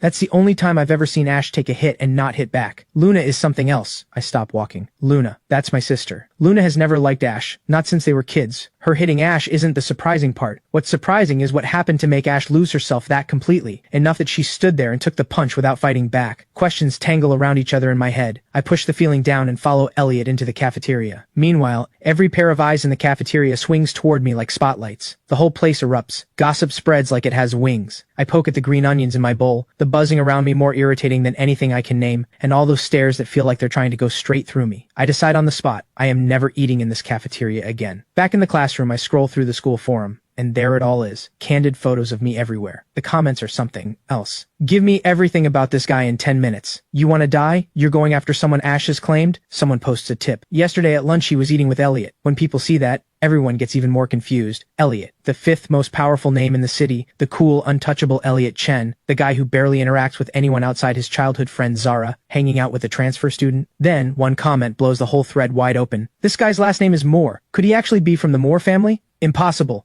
The Moore family's only heir is overseas." My scrolling finger stops dead. Marcus Moore, my adopted cousin who left the country at 6. Yeah, I barely know him. At that same moment, at an upscale restaurant just outside school, Ash is scrolling through her phone with no particular urgency. Then her finger stops. Her expression goes dark in an instant. Across from her, Vera swallows what's in her mouth and carefully says, "Ash, the forum is full of posts about you, me, and Reese." Ash's brow barely has time to crease before Serena, who has been typing beside her without a word, speaks up quietly. All gone. Vera refreshes her phone. Sure enough, every single post has vanished without a trace. With that handled, Vera can't help but grumble. "We could have eaten lunch with Reese today. Why did we have to leave?" Serena doesn't even look up. She picks up a piece of fish and drops it in Vera's bowl. "Use your head. Push too hard and you'll spook him. Give him room to breathe." Ash says nothing. She just eats in silence until she sets down her chopsticks, and then speaks, completely relaxed. "Not going back this afternoon. I'm heading out. I'll go back tomorrow and track him down." Back in the classroom, I've just landed on a photo of Ash staring at me like I'm the only thing in the room. And the next second, The screen flickers. The photo disappears. I refresh. Every post about them is gone. Before I can even process that, I turn my head, and the window is packed wall to wall with faces. I suddenly feel like an animal on display, pinned under dozens of staring eyes. I shoot to my feet and walk straight out. Lunch break. Gates are open. A chorus of groans trails behind me from students who didn't get their fill. I've barely stepped through the gate when my feet stop. My eyes lock onto a figure at the entrance of Maplewood High. Luna. The moment our eyes meet, every nerve in me goes taut. The guy standing beside her has his lips moving silently, and his eyes are full of pure hostility. I find it completely baffling. I glanced over for less than 4 seconds and already I'm the enemy in this guy's head. Fine. If that's how it's going to be, I don't like him either. I don't give him another second of my attention. I turn and run toward that cool, sharp figure. My voice comes out bright and sweet. Luna! At the sound of her name, Luna turns on instinct. That face, usually cold as ice, the moment she sees it's me, it melts. All that frost replaced by warmth and indulgence. She steps forward quickly. Reese, why are you out here? Done with class? I let a small smile pull at my lips. Done with class. I was about to head home and then I spotted you. Any other guardian would be furious right now. But Luna looks proud. Genuinely, unironically proud. Good. Reese made it through half a day. That's amazing. The girls standing nearby all go slack-jawed. Oh my, this is the legendary Luna? Smiling like that? That's somehow more terrifying. Just then, a girl with bleached yellow hair tosses something in the trash without looking, and leans in with pure gossip energy. Is this cute guy Luna's boyfriend? At those words, the guy who is glaring at me goes white. If it's a boyfriend, that's a completely different situation, but Luna's eyes go cold and sharp as a blade. This is my brother. Show some respect. The whole group is stunned. Her actual brother. The yellow-haired girl immediately corrects herself. Hi there, little. She doesn't finish. Luna's hand lands heavy on her shoulder. A very clear warning. My brother. Message received. The whole group relocates to a restaurant, and the moment I sit, a cup of bubble tea appears in front of me. Luna reaches over and rubs my head like the rest of the table doesn't exist. That sight burns someone across the table. The guy with the comma bang haircut, Rex, finally can't sit still. He rotates the watch on his wrist and leans forward, what sounds like concern but lands like a blade. Shouldn't you be in class right now? Skipping isn't a great look, and the dyed hair doesn't exactly scream model student. His eyes flicker as he says it. As far as he knows, the Moore heir is overseas and barely favored anyway. This is probably just some adopted little brother, an outsider who would never dare offend someone like the girl beside him. But before I can say a word, the yellow-haired girl beside me detonates. She turns on Rex without mercy. Who are you to police his class schedule? You've been clinging to her for months, and now you want to lecture someone else about dyed hair? Are you coming at Leo? Or are you coming at everyone at this table? One sentence, and Rex goes red from his neck to his ears. Flustered and furious, he turns to the girl beside him, his back up, but she is watching all of this with complete indifference, and when she catches his desperate look, the corner of her mouth lifts, but her eyes are cold as someone watching a pet misbehave. Tisk, don't embarrass yourself with tricks like that. Be good or I'm going to be very unhappy. She scoffs. Classic outside son, small moves, small mind. Pulling that kind of thing in front of Luna's brother, that's practically begging for trouble. The rest of the table had been done with Rex long before this. None of them would willingly share a table with him if it weren't for her. Beneath them, they've all shifted as far away as possible. Only she stays beside Rex, leaning lazily against him while treating him like he's barely there. Rex is panicking. He spent 2 months chasing her before she finally gave him the time of day. He is not letting a few wrong words blow that. So he plasters on an apologetic smile and slides the knife in again. Sorry about that really, but hey, class doesn't really matter that much anyway. Luna will take care of you. He puts heavy, deliberate weight on those last 3 words. Then he actually tips his chin up with satisfaction. The girls around the table press their hands to their foreheads. This guy. He really just implied that Luna's actual brother is some kind of kept pet. A flicker of cold amusement passes through my eyes. Pulling this level of trick in front of me? Fine. If you want to play, I'll play. I let my expression shift. Pouting, soft, perfectly spoiled, the image of a pampered little prince. What do you mean by that? Are you implying I'm Luna's kept boy? Rex's smile locks up. He opens his mouth to explain. I don't give him the chance. I turn and tug at Luna's sleeve. Luna, look at him. He's being mean. I'm upset. And then I toss in one petulant little huff for good measure. That tiny sound is the last straw. Luna's expression goes completely dark, and she looks up, eyes cutting straight to the girl across from her. Handle it. 2 words, each one loaded like a threat. Her patience is gone.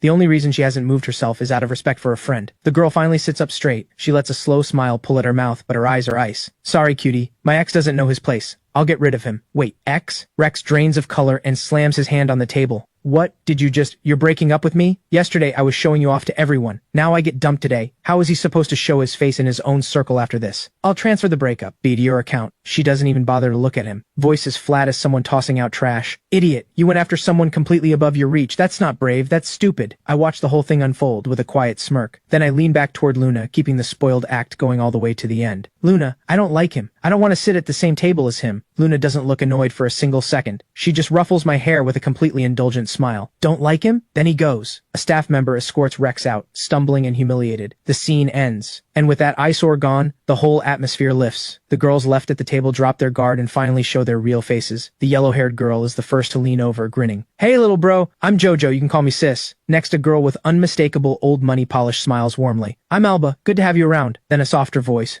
gentle as still water. I'm Iris. Finally, the girl who just made Rex disappear leans back in her seat, back to that effortless, untouchable energy. Hey little one, I'm Ivy. Need anything, come find me. I look at the faces in front of me. The girls at the very top of City C, the Wang, the Chi, the Yu, the Lin, every one of those names, all in one place. I let the moment settle, and my gaze drifts to Ivy, the Lin family. Something flickers quietly behind my eyes.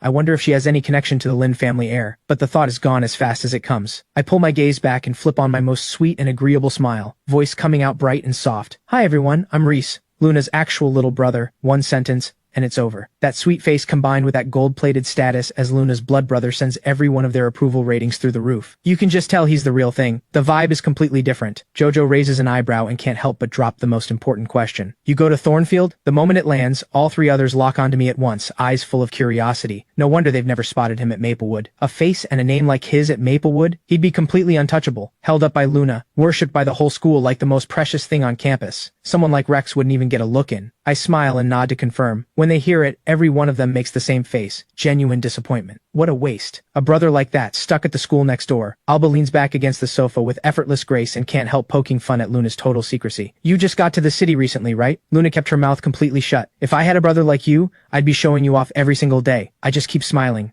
eyes curving. That's right. In order to get on good terms with Luna's newest favorite, these top-tier girls pull out every trick they have, because staying in my good graces means having a get-out-of-jail-free card with Luna. As long as they don't push it too far, Luna lets them fawn over me, and there's even a flicker of amusement in her eyes while she does. By the time we're full and satisfied, it's already 2 in the afternoon. We say goodbye to the enthusiastic group, and I slide into the passenger seat beside Luna. The car is quiet and smooth. I scroll through my phone out of boredom for a while, but eventually the curiosity wins out. I turn my head and blink up at her. Luna, who was that guy earlier? I had barely finished asking when Luna answers, completely flat. The Ann family's outside son. And just like that, my curiosity dies. The Ann family is practically famous for one thing, having outside children. 5 of them, at last count. The car turns into the estate. Luna opens my door and we walk side by side toward the entrance. The housekeeper, Clara, comes to greet us right away. Young Master Miss Luna, back so early today? Clara raised all 4 of us. The Moore siblings are close. It's only with our parents that things are distant. Because our parents are a love story, and we were purely accidental. How devoted are they to each other? Devoted enough that they haven't come home in 8 years. The moment Arya finished high school, our father handed her the entire company and took off to travel the world with our mother. I've only seen my parents on a screen since I was 7. I give Clara a small smile. Yeah, took the afternoon off. Clara nods and doesn't push. We finish dinner and each head to our rooms. The next day, I show up to school as usual, and to my surprise, the Dean of Discipline takes one look at my brown hair and sees right past it. He even gives me a nod. I breathe out and head into Class A, but when I glance toward my seat out of habit, something is off. Ash isn't there. Neither are Vera and Serena in the back. I don't think much of it. I sit down and start reading, completely ignoring the odd looks the class is throwing my way. Then, near the end of 4th period, all 3 of them appear together at the classroom door. Ash walks straight to her seat and drops into it, without a single word, and just stares at me, straight through the rest of the lesson and all the way until the bell rings. I'm completely irritated by the time it does, so I just ignore it. The moment the teacher leaves, I jump up and turn to Elliot in front. Elliot, come eat with me? Elliot agrees immediately. Easy and warm. Let's go. He doesn't notice Ash's face go stone cold behind him, but then Vera steps forward from the back and throws one look at Zara. Zara reads it instantly. The next second, Zara jumps in front of Elliot, eyebrows dancing. Elliot, didn't you promise you'd treat me to lunch? Elliot's face goes completely blank. He's about to say no, then he feels 3 ice-cold stares hit him at the same time. He turns slowly. Ash's expression says clearly, try it and see what happens. Vera beside her is smiling, but there's not a degree of warmth in it. And even Serena, who rarely shows anything, has nothing but warning in her eyes. The students around them scatter on instinct, clearing out of the classroom like their lives depend on it. Elliot is sweating. He doesn't dare say a word. Zara grabs his arm and drags him out before he can. Watching Elliot get hauled away against his will, I am completely speechless. But Vera acts like nothing happened. She hooks her arm through Ash's and turns to me with a blinding smile. Reese, it's been so long. Ash has missed you so much. Hearing my name said like that, I freeze up. Something stings behind my eyes, but I manage a smile anyway. Just then, even Serena, who almost never shows warmth, actually smiles. She speaks first. Reese, come eat with us. You can't keep avoiding Ash forever. At that, Ash, still cold-faced beside her, let something small and quiet flicker through her eyes. I know exactly where the cafeteria is, but somehow I nod anyway. The 4 of us walk out together and instantly become the center of the entire school. On the way, Vera keeps finding things to say,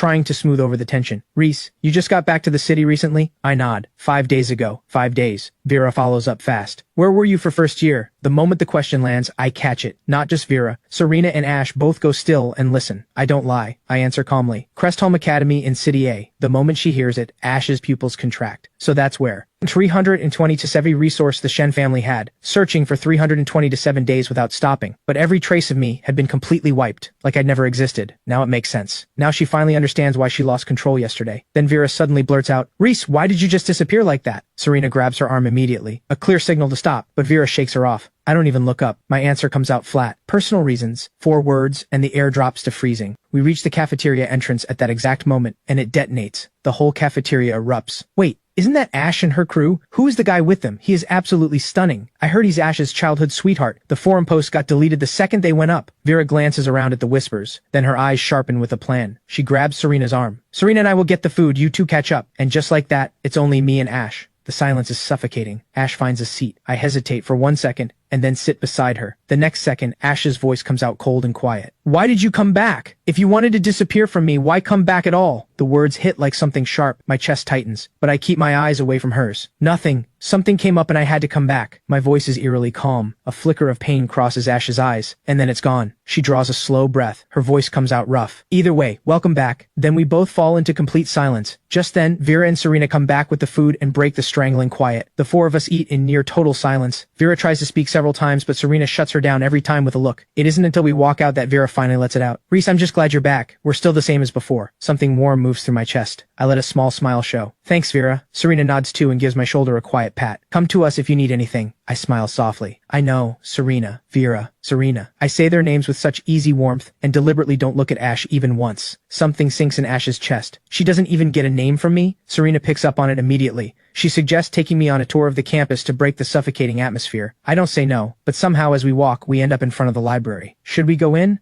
Serena suggests. Sure, I say easily. But the second we step inside, Serena immediately regrets it. The silence in here is so complete you could hear a pin drop. How is this supposed to help the atmosphere? This is worse. The 4 of us find seats. I pick up a book and start reading, treating everyone beside me like they don't exist. The other 3, seeing this, reluctantly do the same. But I've barely read a few pages when I look up and Ash is gone. I close the book and go after her. Vera moves to follow, but Serena grabs her back. Don't. Serena keeps her voice low. Give them time alone. Let Ash explain herself. Vera settles back down. Meanwhile, I find Ash on the narrow path beside the library, but what I see stops me cold. She has her back to me, fingertips pressing against a creased piece of paper. The weight around her is heavy and still. Nothing like the girl who used to ruffle my hair and laugh. There's a coldness to her now. A loneliness. I walk toward her slowly. My footsteps are sharp in the quiet. Ash spins around, and when she sees it's me, she pauses for just a second. She drops the paper. Her voice comes out rough. Why are you out here? I stop in front of her and look down at her. I came to find you. What are you doing out here? Her eyes shift away. She mumbles something vague. Nothing. Just needed air. One look at her, and I understand. I'm quiet for a long moment. Then I step forward and gently brush a fallen leaf from her shoulder. We both go still at the same time. And in that moment, I finally find the nerve to ask the question that has been buried deepest inside me. Why weren't you at the entrance exams? Where did you go? Ash holds my gaze for a few seconds. When she speaks, her voice is barely above a whisper. 10 days before the exams, my cousin in name only, Shen Ruyan, joined forces with the An family's outside son, An Xin, and sent a group of people to beat me. My heart rate spikes the moment I hear it. I look at her, full of worry. Are you okay? The second I say it, I want to take it back. She's standing right in front of me. Of course she's okay. Ash shakes her head. Her voice softens. My dad eventually found me. After that, they didn't dare push further. She pauses, then continues. I just had a head injury. Spent over 10 days in the hospital. That's why I missed the exams, and when I got out, you were already gone. There's still one thing lodged in my chest. I ask it quietly. The image that's hurt the most. Then why did I see you kiss An Xin the day you were absent? Ash's brow creases. So I saw that. She explains quickly. That day, An Xin came with over 40 people to surround me. She got close to threaten me, warning me not to do anything. It was never a kiss. Right after that, they took me away, and the beating started. The moment I hear it, every last trace of doubt dissolves. But what rushes in to replace it is guilt, crushing and overwhelming. I think about how childishly I threw a tantrum, changed every way she could reach me. It's almost laughable. My eyes go red in an instant. The next second I throw myself into Ash's arms, my voice breaks. I'm sorry. Ash, when you needed me the most, I wasn't there. Ash feels me trembling in her arms, and something in her nearly breaks. She wraps her arms around me gently. Her voice comes out impossibly soft. You're back. That's all that matters. It's on me. I never got to explain. It takes a long moment before I finally lift my head. There's a lightness on my face now. Ash, let's call them out. We should head back to class. Ash looks at me, back to myself, and something warm floods through her. She reaches out and ruffles my hair with undisguised affection. Okay? When Ash walks back out smiling, Vera and Serena read the room instantly. Vera raises her eyebrows. All sorted? Ash's smile goes wide. Obviously, and so the four of us walk back to class side by side, as if nothing happened at all. But the moment we step through the door, Zara's voice comes at us. Back already? Vera answers without missing a beat. Obviously, the class is almost full by now, but Ash's eyes are fixed entirely on me. That look so soft it could pull someone under. I'm looking down at my phone replying to a message when that completely undisguised stare practically burns through me. I give up and put the phone away. What? Ash answers with 2 words. Nothing, but the energy between us is so visibly sweet it's practically spilling out of the room. The class stares. Is this really the ice-cold girl they've heard so much about? Whispers ignite. The transfer student is Ash's boyfriend, right? Oh my, nobody expected the cold queen to have a side this soft. And he grew up with Vera and Serena too. You really don't want to be on his bad side. But just before afternoon class starts, that sweet atmosphere is shattered by a single phone call. It's from my old friend in City A, Lucas. Ever since I left, Lucas had completely gone silent. Every message I sent disappeared without a reply. I step outside immediately to take it. On the other end, Lucas forces a casual tone. I just happened to think about you. Haven't heard your voice in a while. I catch the pride hiding behind those words and smile. Funny, I was just thinking about you too. Lucas immediately fires up. Liar. If you were thinking about me, why didn't you call? I talk him down. Once he calms, he finally gets to the point. And his first sentence is a bomb. Reese, I got locked in a room by Dustin for a few days. Just got out today and got my phone back. Then his next line tightened, something in my chest. I heard from Xiaoyu that Blake actually hurt you. I keep my voice light. I'm fine, just transferred. I'm in the city now. Lucas lets out a dramatic groan. Reese, without you around, I'm going to die of boredom. I laugh. You've got Aiden. But Lucas sighs. Aiden's got exams. They took his phone again. Just then, Lucas gets a spark of an idea and a plan clicks into place. Wait, Dustin filed a sick leave for me, right? My mom just got back to the country today. I'm coming to find you for a few days. He's going to vanish completely. And when his mom finds him gone, Dustin will have no way to explain it. He wants to make sure that perfect stepfather act falls apart for good. I think for a second and say, come on then, I'll send you my location. Lucas's voice goes electric with excitement. Reese, this isn't even far. Give me an hour. But the next second, his tone shifts completely. Wait, you're in the city? City C. That city? The one where all the top families live? City C is the capital city of the country, and this district is its core, home to the 8 elite families and 4 major conglomerates. Any single family here outranks the most powerful names anywhere else. The wealthiest family in the country, the Shen family, is rooted right here. Lucas suddenly spots something and his pupils blow wide. The Moore family ranks second in the entire country by wealth and power, just behind the Shen family. Lucas had always known I wasn't ordinary. That kind of confidence, the kind built into the bone, you can't fake it. Back at Crestholm, when people came at me deliberately, I shut them down with a single look. That was the moment Lucas decided we were the same kind of person. So he had backed me without hesitation. I speak into the phone, easy and calm. Lucas, I'm at school. Just follow the location. Lucas's mood lifts immediately. He asks right away, is it easy to sneak into your school? Thinking of how easily Rosie walked in, I actually say, pretty easy. Lucas immediately understands. Back at Crestholm, they used to sneak out all the time. He makes the call instantly. Perfect. I'll take a cab and climb the wall to find you. Meanwhile, back in the classroom, I've barely hung up when Ash, propping her chin on her hand, asks without warning, who is that? A friend from City A says he's sneaking in to find me. Ash's eyes narrow. Guy or girl? Guy. The moment she hears that, Ash pulls her attention back and doesn't ask anything else. Then the bell rings, and the homeroom teacher walks up with a stack of papers. This class and the next 2. Exams. The entire room goes dead silent at once. Everyone puts their heads down and writes. An hour and a half later, Lucas finally arrives. He's in a well-cut black casual outfit, carrying himself like he was born to it. But when he looks up at the school in front of him, he draws a sharp breath. This place is several times larger than Crestholm. The name above the gates gleams. Thornfield High. Isn't this the most famous elite school in the entire city? But that's not even the point. Lucas sizes up the towering wall from a distance and completely blanks. This wall is several meters taller than Crestholm's. He stands there, frozen. This is what you called easy to get into? The gate staff are already staring at him. He casually moves to the side and pulls out his phone. Inside the school, the 4 of us have already turned in our exams early and are sitting outside the school store, talking. Just then, my phone rings. I glance down. It's Lucas. Without thinking, I answer right in front of all 3 of them. The next second, Lucas roars through the speaker. Hey, I'm at the gate and I cannot get in. Come get me now. That loud, aggressive voice carries perfectly. All 3 hear it. I just smile. Give me a minute.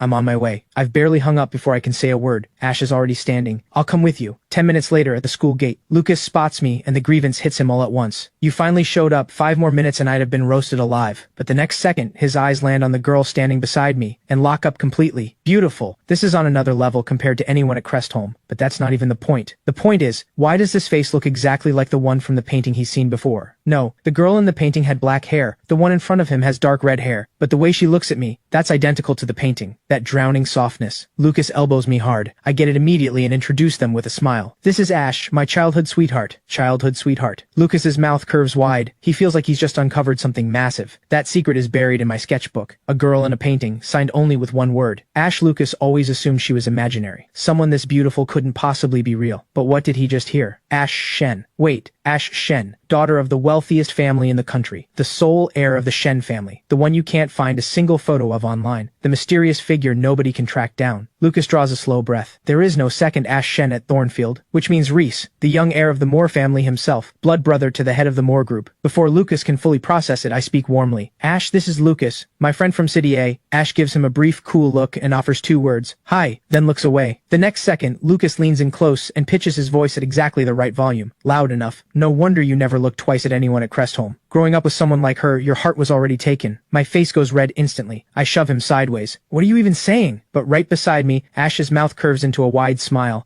and the look she turns on Lucas is suddenly several degrees warmer. With Ash's status as the school board director's daughter, all 3 of us walk in without a problem. I lead Lucas toward the school store, where Vera and Serena are still waiting. All 3 heiresses in the same place, already rare. And now there's not just Class A standout, but a new incredibly good-looking guy added to the mix. The school forum crashes. Students flood toward the store from every direction just to look. Who are the 2 guys with her? Haven't you seen the forum? Ash just hit a whole new level, and those guys are both incredible. Just then, I speak up. Vera. Serena. Vera reacts first, enthusiastic and warm. You must be Reese's friend from City A. I'm Vera. Serena beside her simply looks up quietly. Hi, I'm Serena. At that, Lucas feels something massive click into place. 2 of the city's top heiresses, and with everything he now knows about my family, there is no more doubt about who I am. The crowd around them keeps growing. Vera jingles a key in her hand. Let's go, 4th floor. The next second, the 5 of them head straight up to the private lounge on the 4th floor. Vera looks at me curiously. Reese, how do you 2 know each other? I let a faint smile pull at my mouth. Back at Crestholm, I was getting targeted by some students. Before I can finish, Lucas cuts in. That's not what happened. You were the one who wanted to be my friend. Vera looks at the pure honesty in his eyes and can't help laughing. But just then, Ash, who has been quiet the whole time, suddenly looks up. The moment Ash hears that I was targeted, something ignites behind her eyes. Ice cracks through her gaze. Faced with that sudden drop in temperature, Vera actually dares to tease Ash and Serena for being too quiet, but Ash doesn't even lift her eyes. Just one cold sweep. But when I ask her something, her mouth curves and she answers warmly. Even so, the tension doesn't lift. Everyone's attention shifts to Serena, who's across from them,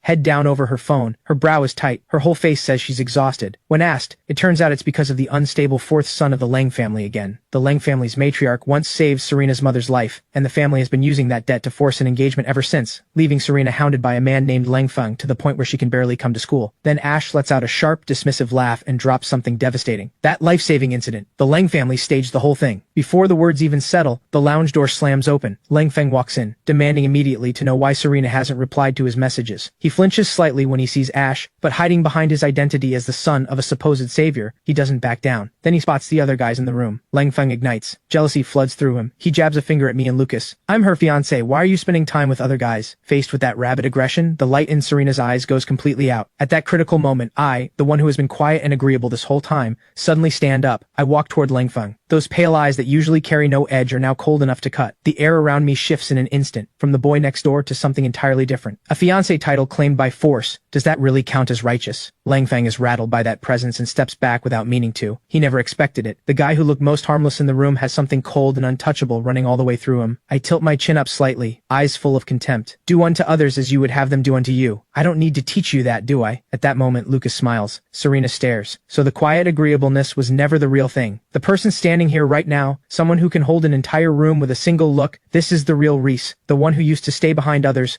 letting Ash handle everything. 1 year in City A, and something has changed. Under Ash's gaze, she has no intention of stepping in. Serena walks to stand beside me. She looks at Lang Feng and issues the order directly. I've told you before, I don't like you. I'll handle the engagement myself. Please don't come near me again. Lang Feng cracks. Tears rage behind his eyes, but he still grips that worthless piece of paper. So what? Feelings can grow after marriage. That logic makes Vera physically recoil. She puts an arm around Serena, face dripping with contempt. Are you serious? Serena is in her first year of high school. You want her to grow feelings after marriage? Look in a mirror first. Do you really think you deserve her? That hits exactly where it hurts. Lang Feng, furious and cornered, swings his attack toward the one who looks most harmless. Me. He even has the nerve to make a sweeping accusation. My engagement with Serena is known throughout this entire city. Whoever you are, don't do anything inappropriate. The words barely land before the air freezes solid. What did you just say? The one who had been completely relaxed, Ash, is on her feet in an instant, standing at my side. Those deep eyes go dark instantly. A wave of raw, violent energy radiates off her. like she could do something irreversible in the next second. Lang Feng, who had been so arrogant just moments ago, stumbles back several steps. His voice is shaking. Ash looks at him. One word. Leave. Lang Feng presses against the wall, trembling so hard he can't string a sentence together. Just when he thinks the worst is over, Lucas, who has been watching the whole thing with amusement, slowly stands up. He walks over without a word and raises his right hand. The slap lands clean and loud across Lang Feng's face, ringing through the entire lounge. That single hit knocks the pampered heir completely sideways. He grabs his face in disbelief and shrieks. Who do you think you are? You just hit me? Lucas tilts his chin up and shakes out the sting in his wrist, eyes full of contempt. And who exactly are you? Lucas then picks up a tissue and wipes his hand with visible disgust. Vera looks genuinely disappointed. Such a shame nobody recorded that. It would have broken the forum. Alright, be grateful for what you got. Serena pats Vera's arm with a helpless sigh. Ash turns around. The ferocity in her eyes melts the instant she looks at me, replaced by something unbearably warm. She reaches over and gently pinches my cheek. Next time something like that happens, don't bother with words, just go. And if you can't win, I'm right here. While everyone's still teasing each other, Vera suddenly sighs. If it weren't for Lang Bing, the Lang family would have been finished a long time ago. Lang Bing. The moment I hear that name, my body goes rigid, even with Ash right beside me trying to coax me back. Who would have thought that this rabid, out-of-control Lang Feng has an angelic younger brother? Lang Bing, the only normal person in the entire Lang family. The one they all treasure the most. He's gentle and obedient as a puppy, so sweet it's almost naive. And he was my closest friend in middle school. But in our second year, his health got so bad they sent him overseas. After that, nothing. Hearing that name now, Serena looks at me with something complicated in her eyes. He's coming back for his second year of high school. Oh, I nod slowly. His face surfaces in my mind. Quiet, gentle. Then Vera says something that tears away the Lang family's last disguise. If you ask me, if the Lang family is so desperate to tie themselves to Serena's family, why not arrange the engagement with Lang Bing? Why saddle her with Lang Feng? Serena goes still for a moment. Something flickers through her eyes. Too brief to read. Enough. Don't bring up someone that disgusting. Vera waves it off, breaking the mood. Let's go eat. Show Lucas around the city. The group heads out through the school gates and straight to a restaurant. The server spots Ash the moment she walks through the door. Her eyes go wide and she bows so deep she's nearly folding in half. Miss Ash. Internally, she's stunned. Ash usually only comes in with Serena and Vera. Today there are two guys with her too, but she doesn't dare ask. Ash gives a soft sound of acknowledgement, then turns to look at me, and that wall of cold hostility dissolves in an instant. Her voice goes impossibly soft. Reese, see what you want to eat. I take the menu. I've barely finished ordering when my phone buzzes. It's Luna, checking in. Where are you? I'm at the Thornfield gate. I type back sweetly. Out eating with Ash and the others. On her end, Luna pauses. Didn't you two fall out almost a year ago? Are you good now? Yeah. Luna reads it and doesn't push further. She just sends one line back, asking the housekeeper to get a room ready for Lucas. The next second my phone buzzes again, a bank notification. $2 million deposited from an account ending in 9527. I smile and send back a cute little sticker. Luna is the best. Luna replies calmly, telling me to be careful out there. I put my phone away. The food arrives right on time, a full table, and not a single dish with green onion, ginger, or garlic. Nothing that needs to be peeled or shelled either. This is Ash's kind of attention. She even reaches over and places a piece in my bowl without a word, the motion so practiced it looks like muscle memory, and I accept it without thinking. Vera and Serena don't even blink, but Lucas, watching from the side, feels something bitter and sour rise in his chest. Why does his own childhood sweetheart only ever insult him? Meanwhile, Ash is practically raising hers. They eat well until 6:30. They've barely stepped outside when Vera's phone rings. The smile drops from her face instantly, replaced by irritation. Something came up at home, I have to go. Serena's brow creases. Yu Cheng again? Few people can pull that expression from Vera. Yu Cheng, the illegitimate daughter 1 year younger than Vera, someone who has no business reaching for the Yu family name, yet constantly tries to contest Vera for everything. Now that their father is back in the country, it's obvious what's happening. Yu Cheng is running to him with complaints again. Vera lets out a sharp laugh, her voice openly contemptuous. Yeah, going to take out the trash. Serena doesn't hesitate for a second. She steps to Vera's side immediately. Then let's go, we'll head out first. See everyone tomorrow. Vera raises an eyebrow, links arms with Serena, and they leave. Ash and I exchange a simple goodbye and go our separate ways. Ash heads home. I take Lucas and get into a car that would blind anyone who looked at it directly. Under the night sky, a silver-blue sports car streaks down the wide estate road like a flash of light, scattering brilliance under every street lamp. The hedges on either side are trimmed with precision,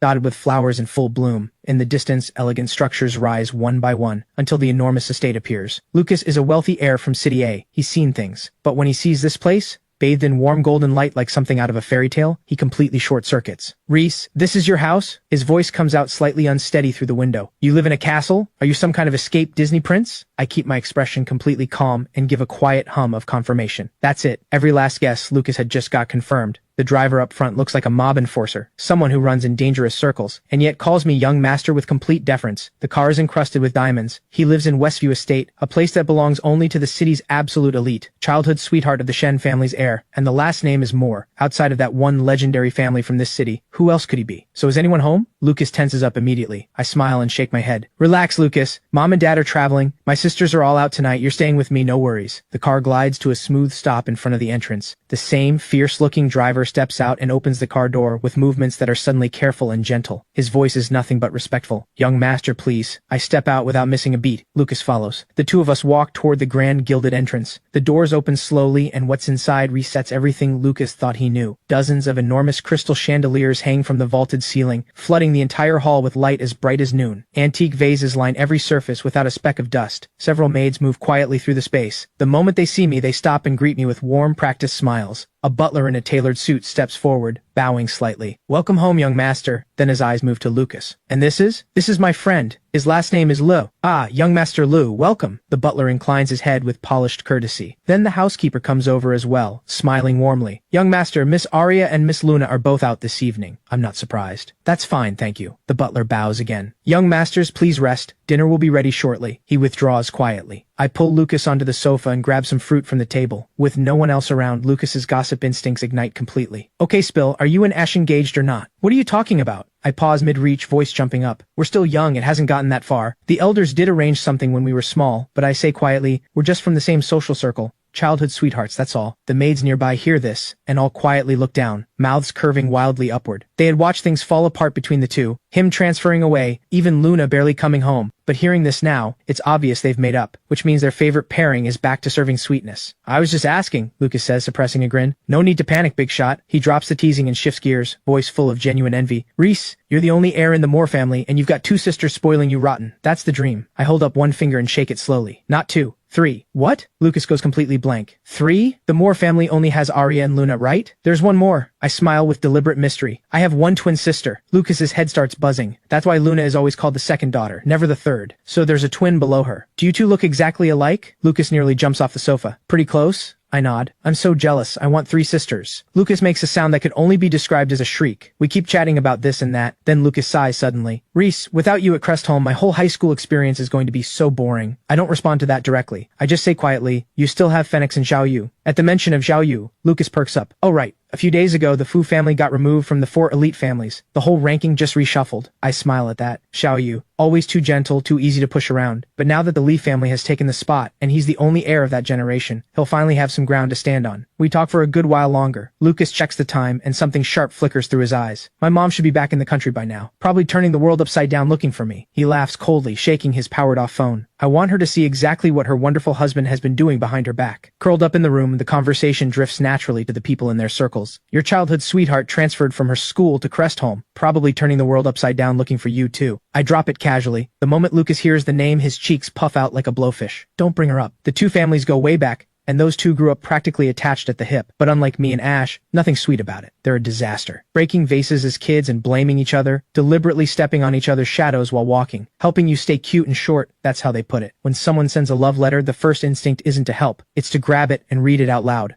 watching the other person die of embarrassment. Before exams, they mess with each other. I didn't study at all. Then one comes first, the other second. An absolute pair of disasters. All right, I won't bring her up. I smile. How long are you staying? 2 days. We finish talking, the butler calls us for dinner, and afterward we head to our rooms to rest. Meanwhile, on the other side of the city, a whole other drama is about to begin.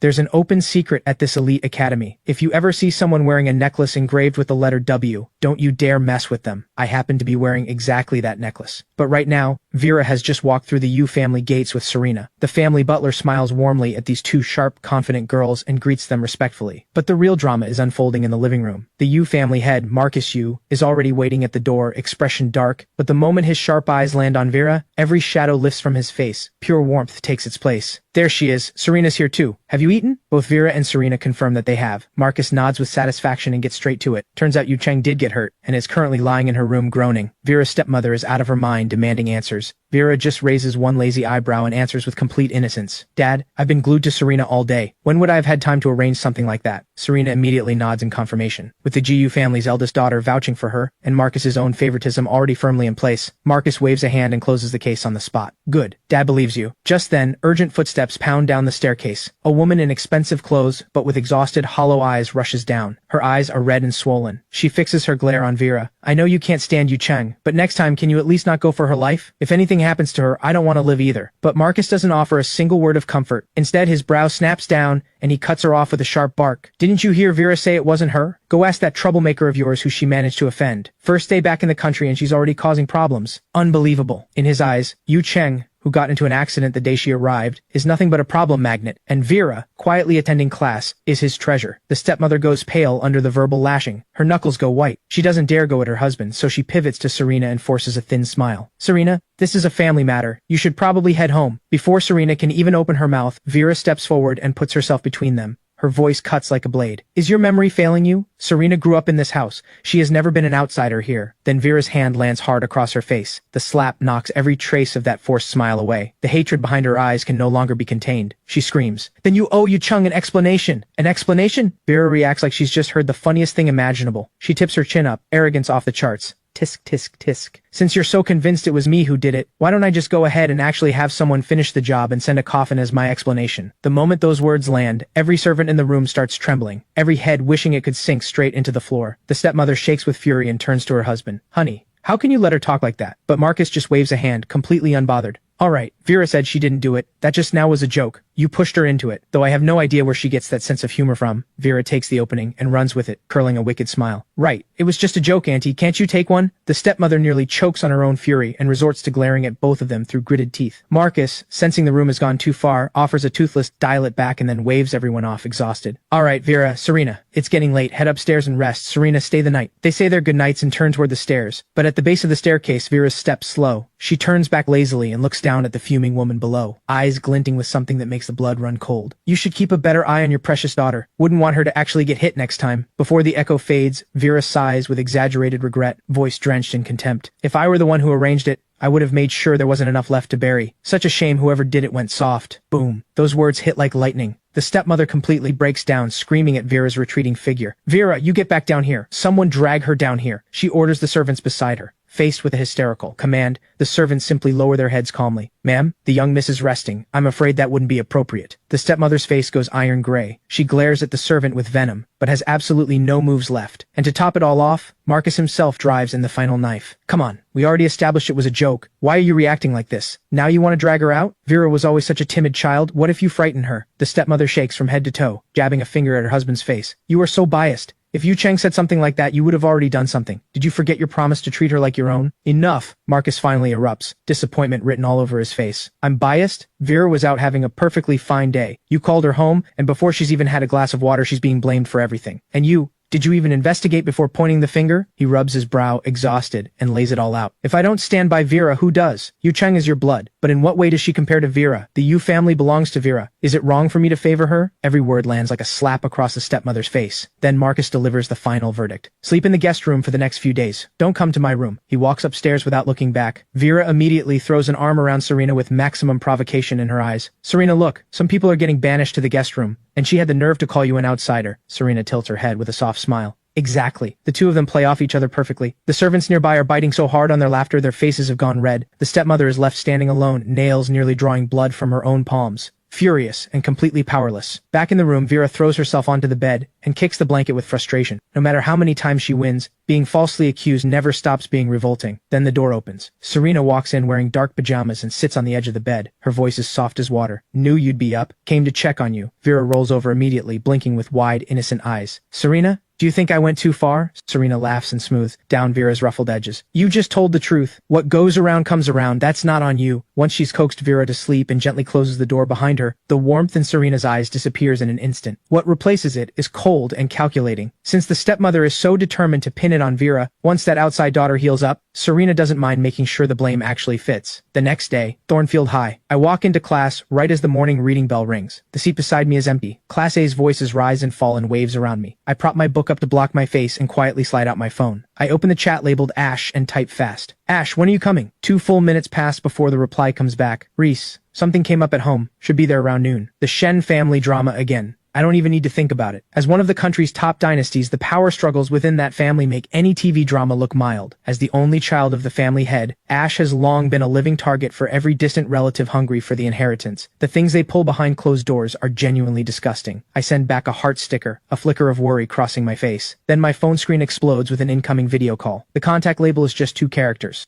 Twin sis. My eyes light up like stars. I don't say a word to anyone. I slip out the back door like an arrow leaving a bow. Class A goes completely silent. The class monitor rubs their eyes and pretends not to have seen anything. The students in the back rows nearly drop their jaws. A top student just skipped class. Vera, who had just been about to say something, freezes mid-motion. Serena beside her looks completely lost. That's the privilege of being the best. I find a quiet stairwell with no one around and finally press accept. The screen lights up. A face so beautiful it's almost unsettling fills the frame. Dark red shirt, skin pale as paper, a teardrop mole at the corner of her right eye that makes it impossible to look away. And those eyes? Ice blue, almost colorless, like they've been holding a glacier for 10,000 years. But the moment they see me, they melt completely. This is my twin sister, a 15-year-old genius, running a multinational company from overseas. Reese's. Her voice is warm as polished jade. The affection travels straight through the screen. I immediately become the clingiest version of myself. I find a bench and sit down to pout at her. I miss you so much. Even though we're twins, our lives took completely different paths. She was identified at 3 years old as a once-in-a-century prodigy and sent to a country overseas to inherit the family enterprise. Now, at just 15, she's already on a combined master's and doctoral track. I miss you too. She glances at the clock. It's midnight where she is. But she's not even slightly tired, just for a glimpse of her brother across the ocean. I catch her up happily, even bringing up Ash with excitement. At that name, something passes through her eyes, too brief to catch. She's never met Ash, but she remembers exactly who she is. This is the person who made her precious brother cry an entire night. Even as I tell her everything is fixed, in her heart,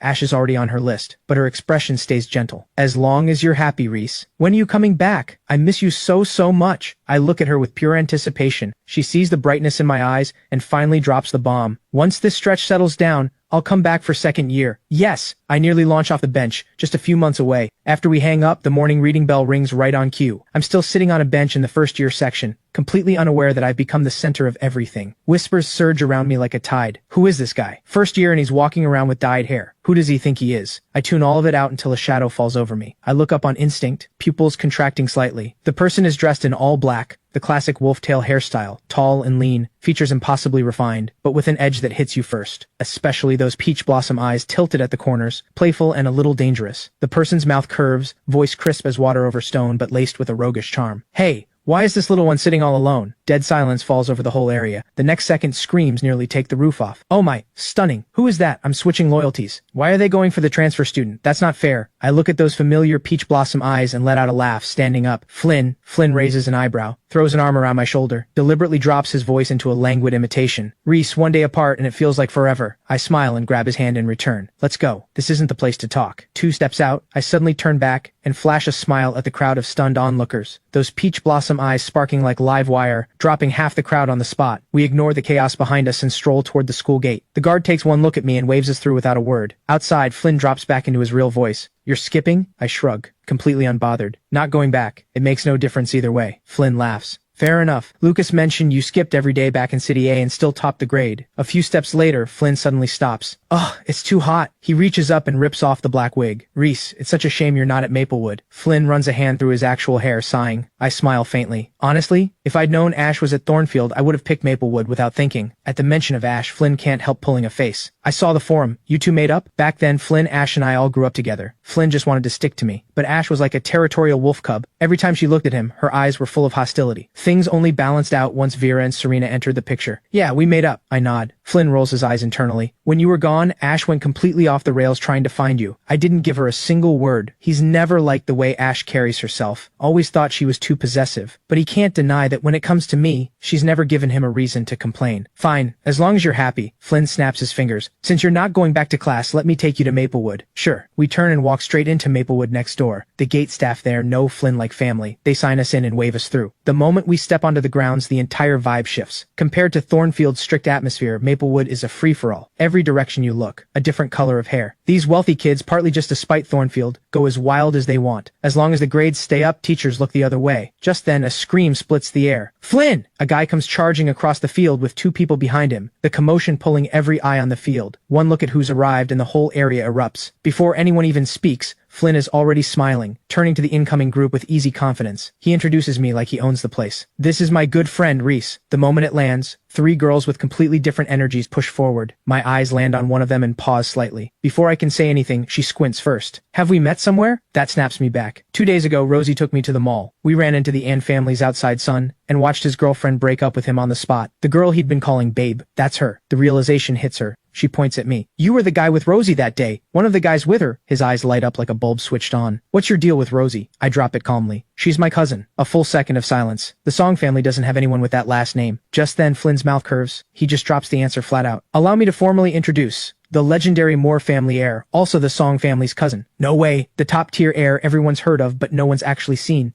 He's real. Before anyone can even process that bombshell, the next second, Rosie has already brought me to their classroom. The moment I step through the door, the whole class detonates. Dozens of pairs of eyes snap up at once. Whispers explode. Who is that? Why is he with Rosie? Is he even in high school? A girl with absolutely no self-preservation instinct waves cheerfully. Rosie, can I hang out with your little brother? Her seatmate goes white and grabs her arm in a panic. Do you have a death wish? The room goes dead silent. Rosie's mouth curves, but her eyes are pure ice. If you're not afraid of what I might do, sure. The girl immediately feels a chill run straight through her. She backtracks instantly. Just kidding. I love studying. Rosie leads me to the very back row. That's Luna's seat. I drop into the forbidden empty spot beside it. Rosie says a few words and steps out of the classroom. The moment she's gone, the hostility hits. A guy with matcha-colored hair sees Rosie go and immediately starts running his mouth. Luna doesn't like having a seatmate. You really shouldn't be sitting there. The whole class goes quiet to watch. The guy glares at me with pure rival energy. I can't be bothered. I pull out my phone without a word. Then a few people walk through the door. Jojo spots me immediately and lights up. You're here too. Alba and Iris follow right behind her, their voices layering over each other, each one warmer than the last. Hey, little bro. I greet them sweetly. How did you end up at Maplewood? Rosie casually answers for me. Came to sit in with me. The whole class is stunned. The guy who was waiting to watch a show goes completely rigid. Every one of Luna's people is fawning over this guy. Jojo turns to me and lowers her voice. Luna's coming to class today. She'll be here soon. I nod obediently. Right then, Rosie storms back in hauling a massive bag of snacks and dumps the whole thing onto Luna's desk. Reese, snacks for you. The class is stunned again. Rosie, who runs ice cold with everyone. Is this warm with him? Then it clicks for everyone. This is the shared little brother of both families. The bell rings. Luna steps through the door right on cue. The room falls instantly silent. Those pale eyes, identical to mine, carrying a settled, refined weight, paired with that eye-catching blue and white hair. Even after 2 years, nobody gets tired of looking at her. But look closer. Luna and this handsome guy actually share a few features, especially around the eyes. While everyone's still guessing, Luna's gaze sweeps the room and lands on me in 1 second flat. She walks quickly to her seat and sits. I'm happily drinking milk, and when I see her, I smile. Luna. Half the class turns to stone. The matcha hair guy's face seizes up completely. Luna doesn't even glance at anyone else. She reaches over and ruffles my hair like it's the most natural thing in the world. What are you doing here? I answer obediently. Flynn brought me over, then I ran into Rosie and ended up here. Luna nods. The teacher walks in, spots me, the extra student, and somehow says nothing. Class just starts. I play on my phone for the entire first period. By the second period, I'm finally bored enough to put it down. I stare at Luna as she works through a test paper. Luna notices immediately. She sets her pen down and tilts her head. Bored? I flatten myself against the desk and nod like a good boy. Luna casually pulls out a practice book and slides it over. Senior year level. Give it a try. I take the pen and start. Meanwhile, at the Shen family estate, the atmosphere is suffocating. Over a dozen people are standing crowded in the living room, completely silent. The calm before a storm. Except for one person. Ash is lounging alone on the sofa, looking at her phone, fingers moving fast across the screen. Her father told her this morning to stay until noon. She wasn't happy about missing time with me, but she did it anyway. She'd barely come downstairs when she walked straight into this. Out of basic courtesy, she has no choice but to sit here as decoration. Ash lazily looks up, eyes passing over her father across the room. Then she scans everyone else. Someone is clearly not happy about something. She looks back down at her phone. Someone finally breaks. A sharp voice tears through the silence. It's a woman named Shen Yun, pointing at Ash, barely holding herself together. Bing is lying in a hospital bed right now, and you're sitting here playing games? Ash finishes her last message without rushing, then slowly looks up. Her dark eyes hold nothing. Not even irritation, just faint contempt. I'm not a doctor. What exactly am I supposed to do about Bing being in the hospital? You care so much. Why aren't you at the hospital instead? Why are you in my house? Shen Yun's expression goes black instantly. She's grinding her teeth. Her lips are shaking. Her eyes are full of hatred. Yun, enough. A soft female voice cuts through the standoff. It's Shen Yun's stepmother. When an elder speaks, Shen Yun has to close her mouth, swallowing the fury she can barely contain. At this razor-edge moment, a completely out-of-place voice pipes up. A younger girl, Shen Yizhu, who has been quietly exhausted from standing, sidles up to her older brother and mutters, "When are we going back to sleep? My legs are killing me." He immediately understands, reaching up to ruffle her hair. "Hang on a bit longer." 2 minutes later, Shen Heng glances at his phone and exchanges a quick look with his son Shen Yun. Something flickers. Bing is awake. At that, the family head Shen Su finally speaks. "All right, let's get ready and go to the hospital." With the family head's word, everyone finally dares to move. At the hospital, outside the private ward, the whole group arrives in force, but the door is shut. Shen Heng's brow creases, voice tight with displeasure. "Didn't you say he was awake?" Someone quickly smooths it over. "Let's just wait a moment." A moment later, the door opens. Shen Yun rushes in like a shot. The others follow. Only Ash stops. She leans lazily against the doorframe and intercepts a passing nurse with a quiet question. "How did the patient end up here?" The nurse's expression shifts slightly. "Car accident." Ash's brow rises. She strides to the bedside. Shen Bing is propped up against the headboard. Face drained white, ugly scrapes across one cheek. Arms and legs encased in thick plaster. Head wrapped so heavily it looks like a dumpling. Ash scans everything without expression, but the questions building inside her are getting heavier by the second. Then Ash's eyes go cold. Beside the bed, a woman named Cheng Siking is crying in that practiced, delicate way. "Bing!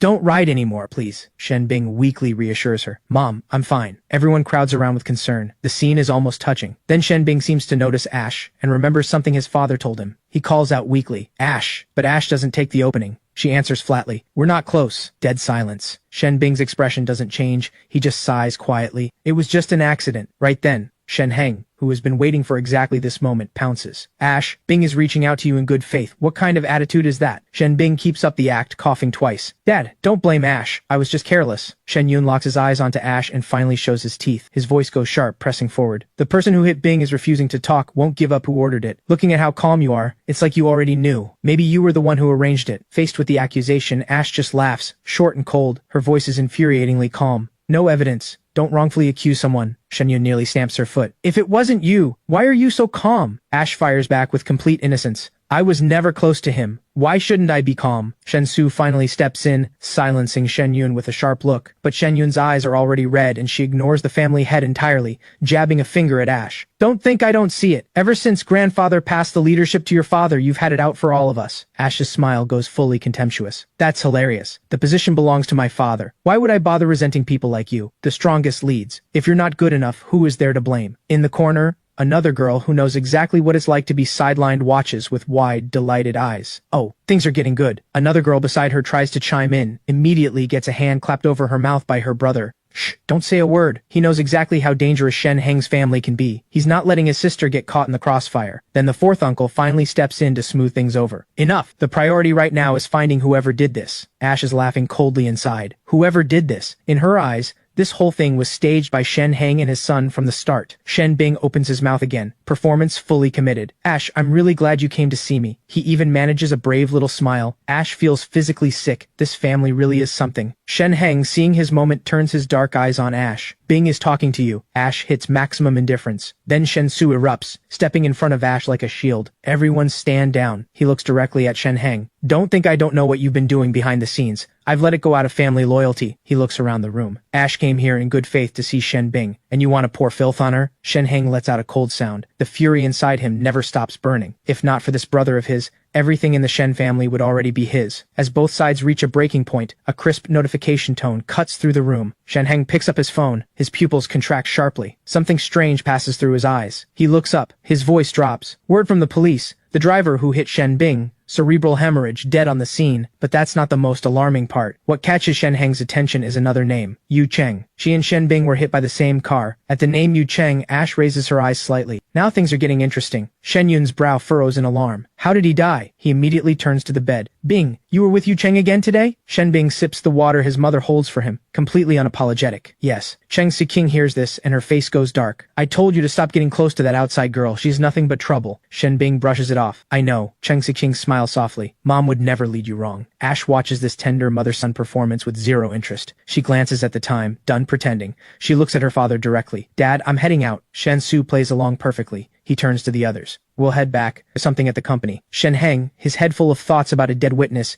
gives only a slight nod. The elevator doors close. Ash's father drops the serious face in an instant. His gossip instincts ignite completely. "Ash, how are things going with Reese?" "Shen Su watched me grow up. When I disappeared a while back, both families were in a panic. It wasn't until a few days ago that she, as school board director, received a transfer application and without hesitation placed me in Class A, specifically as her daughter's seatmate. Ash looks up, eyes sharp. You knew? Shensu grins. I'm the school board director, how could I not? Why didn't you tell me? Ash's tone goes cold. Shensu doesn't flinch at all. She switches straight into teasing mode. Reese left because he was upset. Obviously you're the one who made him unhappy. What, haven't made up yet? Tisk, tisk, that's pathetic. She pats Ash on the shoulder and gives her the most serious advice she has. Get back to school and go after him. Wait any longer and some other girl will steal him away. At those words, Ash turns slightly, and the faint curve that appears is unreadable. You should focus on patching things up with Mom first. She's still sulking. Took herself on an overseas vacation to get away from you. That lands hard. Shensu lets out a long sigh. Can't you put in a good word for me? Ding. The elevator opens. Ash steps out. Who was it that kept bragging about having Mom completely wrapped around her finger? If you've got her so under control, why do you need me to say anything? Shensu has absolutely no comeback. Then Ash's phone lights up. The moment she sees who it is, her eyes go soft. Reese messaged me. She says it and walks away, leaving her thoroughly wounded parent behind, fingers already typing back. Meanwhile, back at Maplewoods Class A, I've barely left when the class erupts. The Song family doesn't have a son. Didn't the Moore family send someone overseas? The noise builds, then a cold voice cuts straight through it. Enough! Rosie looks up, eyes full of quiet frost. That was Luna's actual blood brother, and my only little brother. If I find out anyone has been spreading rumors, don't expect either of our families to show mercy. The crowd shakes with fear, swearing on their lives. We'd never! We're too busy studying to gossip. Luna drops me at Thornfield's gate and disappears. When I get back to Class A, class is just starting. The homeroom teacher waves me in. Come on. Dozens of eyes lock onto me. I have no idea why and just tiptoe toward my seat. I reach for the chair, and a long-fingered hand gets there first, pulling it out just enough. I slide in. Ash tilts her head, voice barely above a whisper. Where did you go? I whisper back. Maplewood. Went to find Luna. Ash props her chin in one hand and nods like that makes perfect sense. Up at the front, the homeroom teacher is practically glowing as he brandishes a stack of papers. Yesterday's language exam is graded. This one was college entrance level. Barely anyone in the whole grade broke 140. He pauses, eyes landing with precision on a certain corner of the room, voice trembling with barely contained pride. But 2 students in our class scored 146, tied for first in the grade. The class barely processes it before the murmuring erupts. Applause starting and everyone craning their necks. Has to be Ash. Obviously, her language score never drops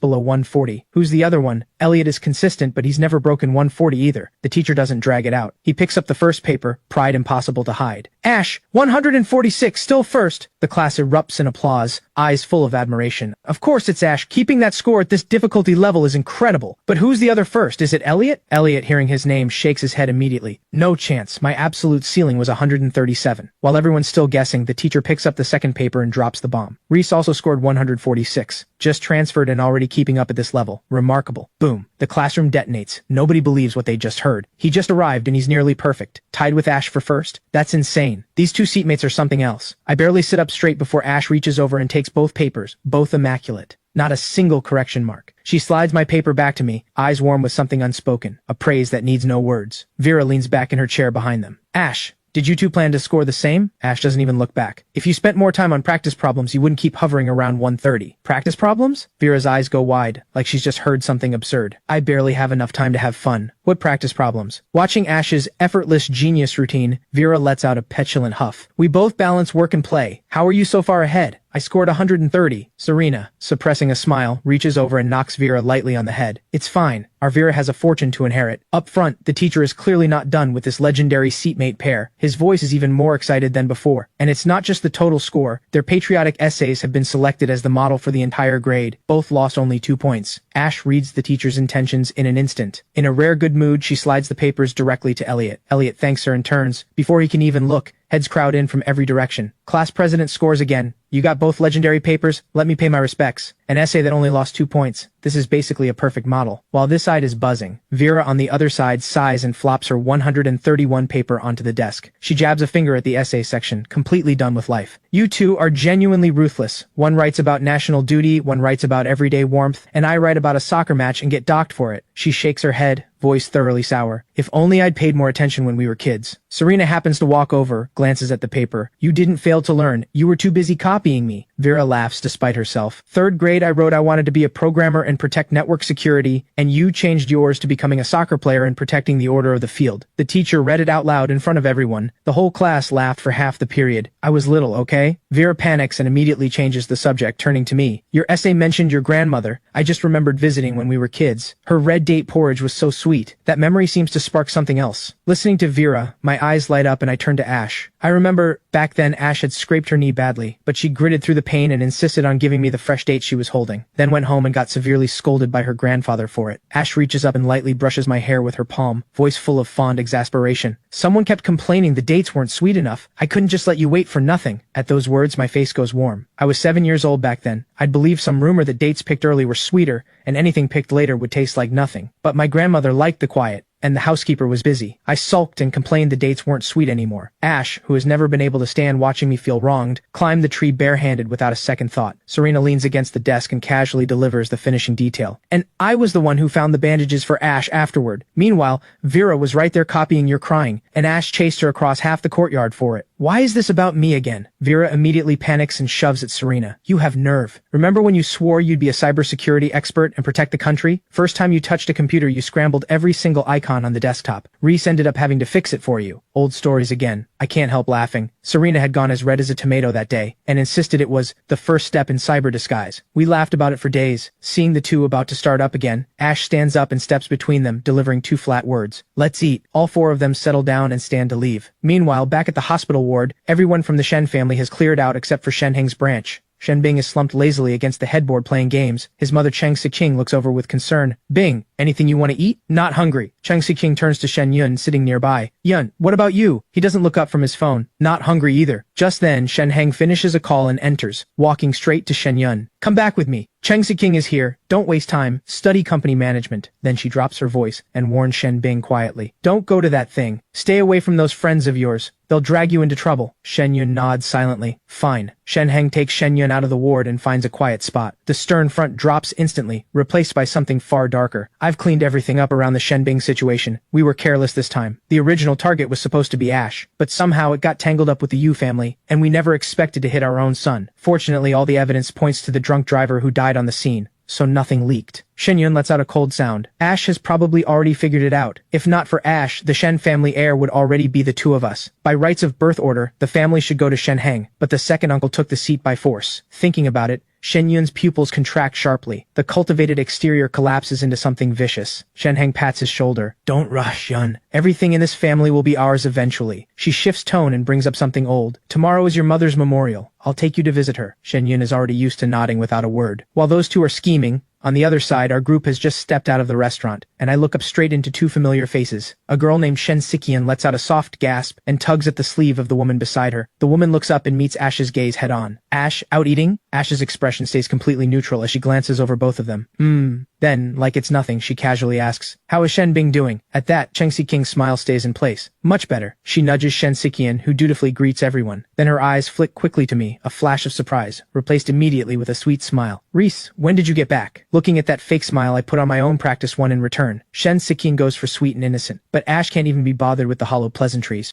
She doesn't engage at all. She just says flatly, we're heading back to school, and turns and walks. Not a single extra word for either of them. Once they've completely disappeared from view, Vera finally speaks up. Ash, I heard that woman's daughter got hit in the same accident as Yu Cheng. Ash scoffs, eyes full of contempt, still in the hospital. Then Serena suddenly remembers something massive. Yu Cheng's mother suspected Ash. Vera is about to push back, but Ash waves a lazy hand. Don't bother. Shen Heng's family is the one pointing fingers at me. Vera explodes immediately, jabbing in the direction Cheng Siqing walked off. What right do they have? Shen Bing goes out and causes trouble on her own, and when things go wrong, she dumps it on you? Shameless. Serena grabs Vera's arm and speaks in a lowered voice, thinking it through. Shen Heng is cornered. The accident cost him half his deal with the Yu family. He has to find someone to take the fall. At that, a cold smile pulls at my mouth. I don't think this was an accident at all. Who would dare make a move this bold unless it was an inside job? Ash turns to me. The ice in her eyes slightly softer, but her voice is chilling. Exactly. The driver dies right there. Identity completely fabricated. No record of them anywhere. This was a clean setup from the start. Vera is unsettled now, about to say something, but Ash shuts the topic down with complete ease. It's fine. My dad will handle it. Just as the mood goes heavy, a surprised male voice cuts through the air. Reese! I turn around on instinct. Flynn barrels into me with a bear hug. Long time no see. Want to hang out this afternoon? He nods to the others, but the moment his eyes land on Ash's cold expression, he instinctively shrinks. He leans close to my ear and mutters, Reese, Why is Ash still like walking ice? It's alarming. I pause and look at Ash, and the woman who was radiating frost 1 second ago is now looking at me with something that dissolves every trace of cold. Even the teardrop mole at the corner of her eye looks captivating. What's wrong? The sheer contrast nearly pops Flynn's eyes right out of his head. He grabs my arm and starts vibrating with excitement. Look, she talks to you like a completely different person. 5 seconds ago she looked at me like I owed her money. I blink, completely innocent. Cold? I didn't notice anything. Flynn rolls his eyes. Forget it. The ultimate double standard. At the school gate, students have lost their minds, stunning looks flying in my direction. Isn't that the new school's top guy? He looks even better in person, worth every penny I spent hiring people to vote him to the top overnight. The bell cuts through the crowd perfectly. Flynn waves goodbye. The group heads back in. It's the afternoon free practice period. Vera and Serena head to the archery and equestrian range. I walk with Ash to the art studio. The space is quiet and wide, only a few people inside. I've just fixed my paper in place,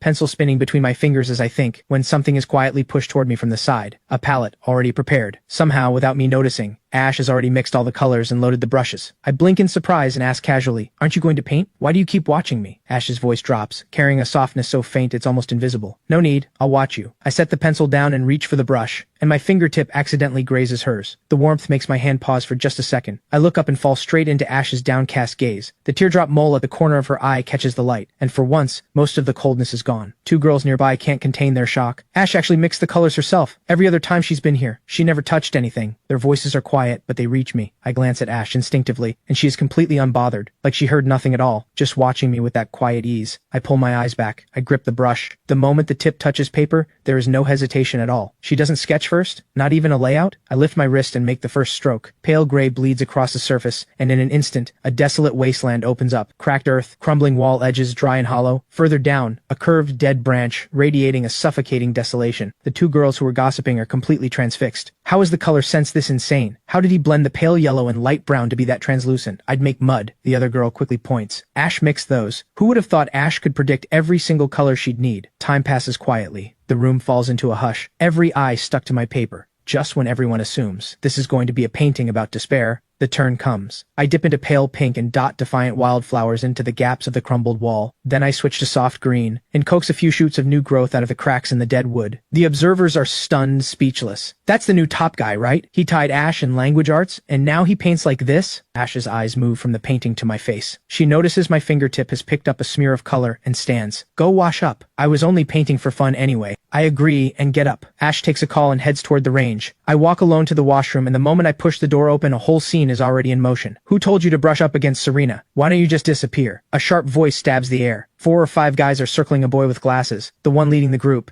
is someone who already caused trouble yesterday, Lang Feng. The boy with glasses has a fresh handprint on his face and is crying as he tries to explain. I bumped into her by accident. Lang Feng shoves him. Still talking back? Don't forget your mom works for my family. I raise an eyebrow slightly and walk to the sink like nobody else is in the room. I turn on the tap and squeeze out the soap unhurried. Who said you could come in? Someone snaps at me. I don't hear it. I rinse the color from my fingers, then turn my head and look at Lang Feng. My voice is lazy and completely unbothered. Do I need your permission to walk into a washroom? Lang Feng takes one look at my face, and every grudge he's been carrying floods back. Why are you everywhere? I ask with total indifference, does that concern you? Then my eyes land on the boy in the middle, covered in footprints, biting back tears. Whatever warmth I had left disappears completely. I turn off the tap and walk straight into the circle. I pull the boy to his feet. That tips Lang Feng over the edge. He'd just been reading the school forum. He knows about me and Serena being childhood friends, and the jealousy is eating him alive. He glances around the room, confirms Ash is gone, confirms nobody else is here, and lets the ugliness rise. Let's see what you do without Ash here to protect you. No cameras in here either. He shoves the glasses boy aside hard and swings a slap at my face. No cameras. I watch the hand coming toward me and let a cold smile form on my lips. Even better. The words barely leave my mouth. My wrist flips, locking onto Lang Feng's wrist, and I apply pressure. Lang Feng's face drains instantly. He screams, "Let go! You dare touch me!" One of his crew shouts and lunges for my back. I don't even turn my head. I just sidestep, and my ankle brushes his with the lightest flick of motion. He loses his footing completely and crashes hard onto the tile. I still don't look back. I calmly brush the dust off the glasses boy's bag. But that quiet, controlled strength leaking off me is impossible to hide. What if I touch you? Last time I let it go, you came to me this time. The remaining 3 exchange a look and rush me at once. One grabs my arm, one goes for my hair, trying to overwhelm with numbers. I click my tongue once, gently push the glasses boy to the side, release Lang Feng's wrist at the same time, and slip sideways in one clean motion. The grab from the left finds nothing. I catch the arm of the one on the right, use his own momentum and fling him. He slams into the edge of the sink with a heavy thud. Useless. Leng Feng watches his crew fold one by one, and actually tries to come at me from behind. His hands reach for my head, but I move like I have eyes in the back of my skull. Without turning, I drive my elbow straight back, landing clean in the center of Leng Feng's stomach. He folds like a shrimp, tears forced out by the pain. Before he can recover, I grab his arm from behind and press him face first against the sink, cheek against the cold tile.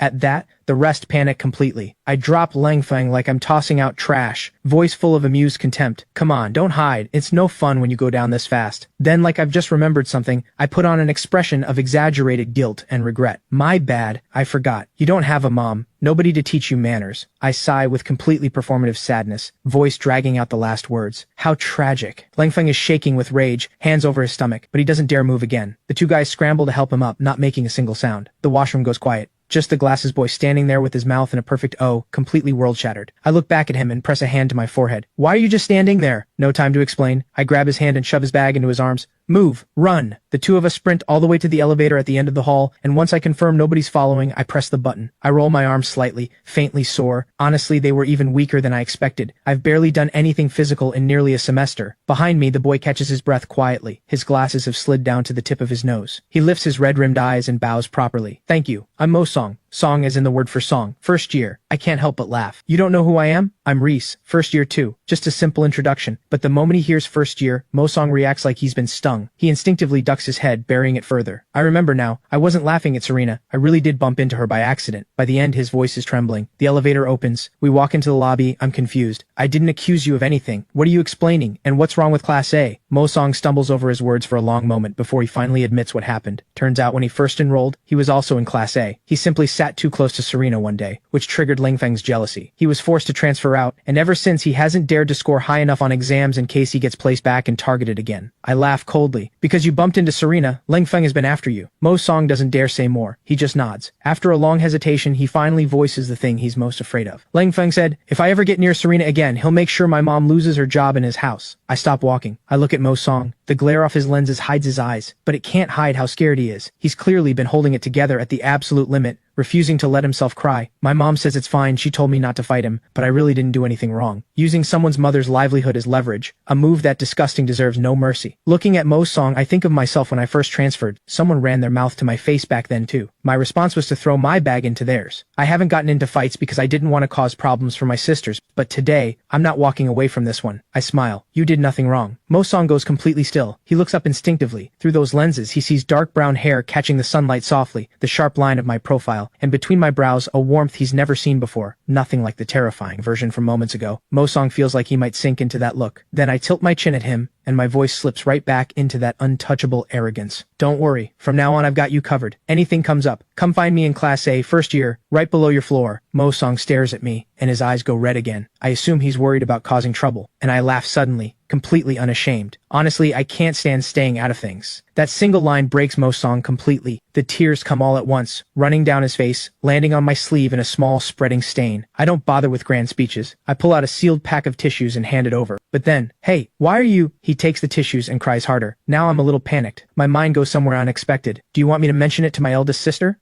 I actually start reaching for my phone, but Mo Song quickly wipes his face between sobs and grabs my hand with trembling fingers, barely getting the words out. Thank you. I just needed to cry. I let out a sigh. Mo Song's cheeks are burning. He's finally steadying himself. Reese, I'm okay now. I'm about to say something else when my phone goes off. I glance at it and pick up immediately. Ash. The moment I hear her voice, mine goes soft. Yeah, I'm on my way. Something's happened with Serena. They're all at the range. No time to waste. I hold up my phone. Give me your number. But Mo Song's expression dims. His voice drops to almost nothing. I don't have a phone. No phone? In this day and age, a high school student without a phone. Before I can even finish processing that, he lifts his head with quiet determination. I'll be able to buy one once I finish my weekend job. I've been doing tutoring. I nod. No time to ask more. I have to go. Head home early. And remember, anything comes up, come find me in Class A. I give him one last smile and turn to leave, leaving him standing there in a daze. On the other side of the school, I follow the map at a fast clip. A few minutes later, I round the corner into the range, and the moment I do, a crash of impact and raw shouting hits my ears. The last thing I wanted to see is right in front of me. Serena is leaning against a target, blood at the corner of her mouth. Beside her, Vera is being pinned into the sand by two outsiders. One of them raises a fist. Vera thrashes with everything she has, screaming, "You have no idea who you're messing with. Are you done with your life?" But the bald guy just laughs coldly repeatedly and grinds his foot into Vera's side. Right then, Ash kicks the bald guy off his feet and pulls Vera up in one motion. Get back! Instantly, over a dozen guys behind him rush forward and close around Ash. The students watching from the stands are shaking, hands trembling as they try to get their phones out. They actually went after Serena and Vera. Are these people insane? I immediately call security, then dial emergency. Once that's done, I don't rush forward recklessly. Instead, I use the chaos to get to Serena and pull her aside. Ash glances at me for just a second, and in that one moment of distraction,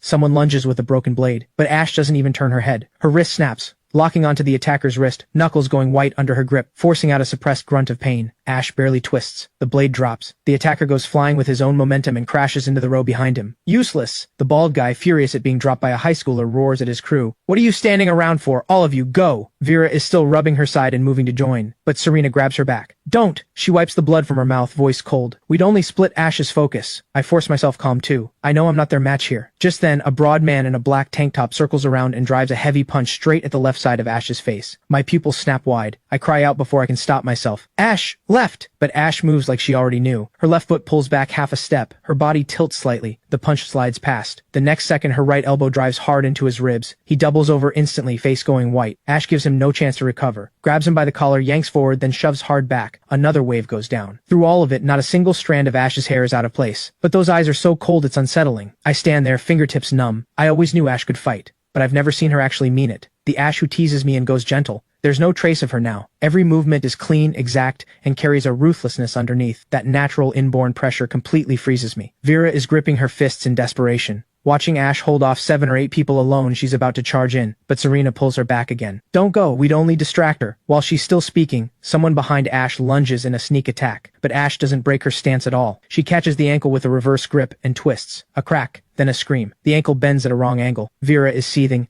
I can't just stand here and watch Ash fight alone. My expression goes flat. Hold on. Security is almost here. But the moment I say it, my eyes sweep the edge of the field, broken blades scattered nearby. At the stable entrance, several bridles with metal clips are hanging on the wall. A plan clicks into place. Nobody move. The next second, while everyone's attention is elsewhere, I rip down the longest bridle. But right then, the bald leader is clutching his stomach, eyes suddenly blazing. He scans the field and spots 2 recurve bows still loaded in the corner rack. He lunges for one and raises it. The arrow points straight at Vera. Don't move. Move again, and I put this through her arm. Serena's face goes hard. Without even thinking, she steps in front of Vera and meets the bald guy's eyes without flinching. Try it. Why wouldn't I? His hand is shaking, but he forces the bow to full draw. At that razor-thin moment, I swing the bridle behind him with everything I have. It wraps tight around his ankle on impact. His footing gives. The bow fires off course. The arrow grazes Serena's shoulder and buries itself in the sand. Now, Ash seizes the gap, left hand pinning his wrist, right hand already drawn back. A single punch lands on his jaw. The sharp crack of bone follows. His head snaps back and he crumples to the ground like wet sand. The rest of the crew goes red-eyed and surges forward screaming. But Ash hasn't even broken her breathing. She puts them all down in a handful of moves and leans against the post, completely unhurried. Running already? I thought you were tough. In the distance, sirens. A dozen security guards rush in swinging rubber batons. Everyone down! Hands behind your heads! The head of security spots Ash and the others and rushes over. Miss Ash, are you alright? Vera points to her own battered face and lets out a mournful cry. I am not alright. But Ash walks straight toward the group, voice completely level. They made the first move. It's all on camera. Don't worry, Miss Ash. We'll take them in right now. As the bald leader gets dragged out, he still can't let it go. He turns back and fixes a hard stare on Serena, but Serena doesn't even glance at him. She just walks to Ash's side and pats her shoulder. Ash rolls her wrist out, but her eyes fall on my hand, faintly red, and her brow pulls together. Why didn't you move further back? My voice comes out with a pout. I was scared you'd get hurt. The tension in her face dissolves immediately. Take care of yourself first. Vera sidles over, rubbing her side with a groan. My face, my back. What am I supposed to do if I'm permanently ruined? I glance at her. Come on, infirmary. At the infirmary, the school nurse barely dares to breathe. Once I've washed my hands, I finally ask, brow drawn. What actually happened? Why did they come after you? Vera sits up, still furious. The bald guy came straight at Serena and challenged her to a sword match. Lost, then started swinging for real. Serena says nothing, letting the nurse work. But right then, Ash reaches over and takes my hand, gently massaging the red marks on my fingers. I pause, then blurt out, could this be the Leng family? The infirmary goes silent. Ash's hands stop. She looks up at me. I immediately recount what Leng Feng did to Mo Song. Serena's hand stops mid-wipe, eyes going cold in an instant. He actually had the nerve. Vera slams the table. If it was him, I am going to make him pay. He actually had people come after my Serena. Then Vera remembers something, a critical detail. Those guys weren't going full force at first. They were even muttering to each other. Something like, nobody said this goo girl was this soft. If we hurt her too bad, are we still getting paid? They were actually about to leave. It was me charging at them that made it turn into a fight. Ash doesn't rush to conclusions. She just keeps quietly working on my hand. I'll have someone look into their backgrounds. But before the words even fully land, my phone goes off. An urgent voice comes through. Young master. They're not talking, just saying they're tourists. Tourists. Sure. Ash's eyes go still. Nothing but cold. Wait a few minutes. She starts making her own calls. Less than 10 minutes later, I get a message. I read it out loud, word by word. Their hotel registration is fake identities, but the account that paid for the rooms is linked to a shell company under the Yu family. Boom. Vera explodes out of her seat. My family? Serena chokes on her water mid-sip. Vera immediately starts explaining herself. Serena, don't look at me like that. It wasn't us. But I let a cold smile form at the corner of my mouth and say quietly, the Yu family isn't just you. Vera catches on immediately. Besides her and her father, there's Yu Cheng and the stepmother. She shakes her head right way. Not the stepmother. She doesn't have that kind of reach, which leaves only one person. Just then my phone lights up again. I look up and say 2 words. Yu Cheng. I knew it. Vera drives her fist into the bed rail. She gets hit by a car and she's still not staying put, and she actually dares to go after Serena. Ash's eyes flood cold. She cuts straight to the point. Yu Cheng has no real power in the Yu family. How does she have access to a shell company account? Vera speaks through clenched teeth. My dad must have handed her a few fringe companies to manage his practice. The more she talks, the angrier she gets. She reaches for her phone. I'm calling my dad right now. Serena immediately presses down on her wrist. Vera, don't do anything rash. Even as she says it, the coldness in Serena's own eyes is bottomless. The next second, Ash's phone gets a message. She doesn't say a word. She opens a screenshot of a transaction record and passes it to the group. Then Ash delivers the key detail. The payment for the rooms was made yesterday afternoon. I look up sharply. If Yu Cheng actually wanted to make a move, why would she use people this unprofessional? A glint passes through Ash's eyes, like she already sees every move on the board. There's one possibility. Yu Cheng wanted exactly that. Someone unprofessional. She speaks slowly, peeling back the scheme word by word. Hire outsiders from out of town. Use fake identities for the hotel. Even if it gets traced, she can claim it's a setup. Pay through a fringe shell company account, and that's the deliberate loose thread. If nobody finds it, she's clean. If someone does find it, she plays the victim and says the account was hacked. Keeps herself spotless either way. That's genuinely terrifying. Vera's spine goes cold, but something still doesn't add up for me. Going after Serena just to grab an inheritance. The logic doesn't hold. Unless Yu Cheng and Leng Feng are working together. One wants to use the situation to pressure Vera. The other wants payback on Serena. Just then, Serena, who has been quiet this whole time, slowly speaks. They're in the same class. Everything clicks at once. Vera launches off the bed. I don't care what the scheme is. I'm calling my dad right now. Serena grabs her back. Vera, we don't have direct evidence. Knowing Yu Cheng, she'll just cry and say we're mistaken. Vera's face goes red with fury. So we just let it go? Serena sighs. Go to your dad first. The moment there's even one piece of real evidence, he'll dig until it's finished. After saying their goodbyes, I've barely stepped out of the school gate when a message pops up. It's Lucas. I'm on the bus back. About to have a very important confrontation. Don't miss me. I can't help laughing. I send Flynn a message. Flynn, I'm out. Meanwhile, at a bubble tea shop not far away, chaos has already broken out. What is wrong with you? Can you even afford to replace this? Flynn looks toward the noise and sees a girl in a server uniform fallen on the floor, completely disheveled. A sharply dressed young man is standing over her, screaming. Then he shifts and a smirk crawls onto his face. Hey, pretty girl. Spilling coffee on me on purpose? Trying to get my attention? I'll admit, it worked. I'll give you a chance. Become my girl. The girl named Jiaxi snaps her head up. She's been putting up with this guy harassing her for a week. He just deliberately tripped her. She's done. Something wrong with you? You really think you're a legitimate heir? You're just the An family's outside son. The room detonates. An outside son? Tisk tisk tisk. Which one from the An family? So embarrassing. The guy, Rex, goes completely rigid, then erupts in humiliated fury. He grabs a piece of broken glass from the floor and hurls it at Jiaxi. She dodges easily, contempt rising. What? The outside boy can't take it. Rex's face goes crimson. His expression twists, and he actually pulls out a small blade and charges straight at her. Screams erupt all around, and at that very moment, Flynn, who has been watching with cold amusement, shoots to his feet without a word and launches a kick. It lands clean on Rex's wrist with a heavy impact. Rex grunts and the blade clatters to the floor. Before he can process what happened, a foot comes down hard on his hand. Flynn tilts his head, that bold, unrestrained face breaking into a grin. What? Trying to push around a little girl? Screams burst from every direction. Oh my, he's so cool. Rex is baring his teeth through the pain but still raging. Do you know who I am? I'm an An family heir. The An family won't let this go. Flynn laughs lightly and drives his foot down harder at the same time. I'm so scared. Rex thinks he's winning. He shouts immediately, then get on your knees and beg for forgiveness. But the next second, Flynn's eyes go ice cold. Apologize to you? Then he says 3 words that land like a thunderclap. Outside, son. Rex goes completely white. How does he know? Flynn's eyes are full of contempt. The An family, the lowest ranked name in this city, and not even a legitimate one, just an outside son with no standing. Cross the Lin family, and we never run from trouble. Rex,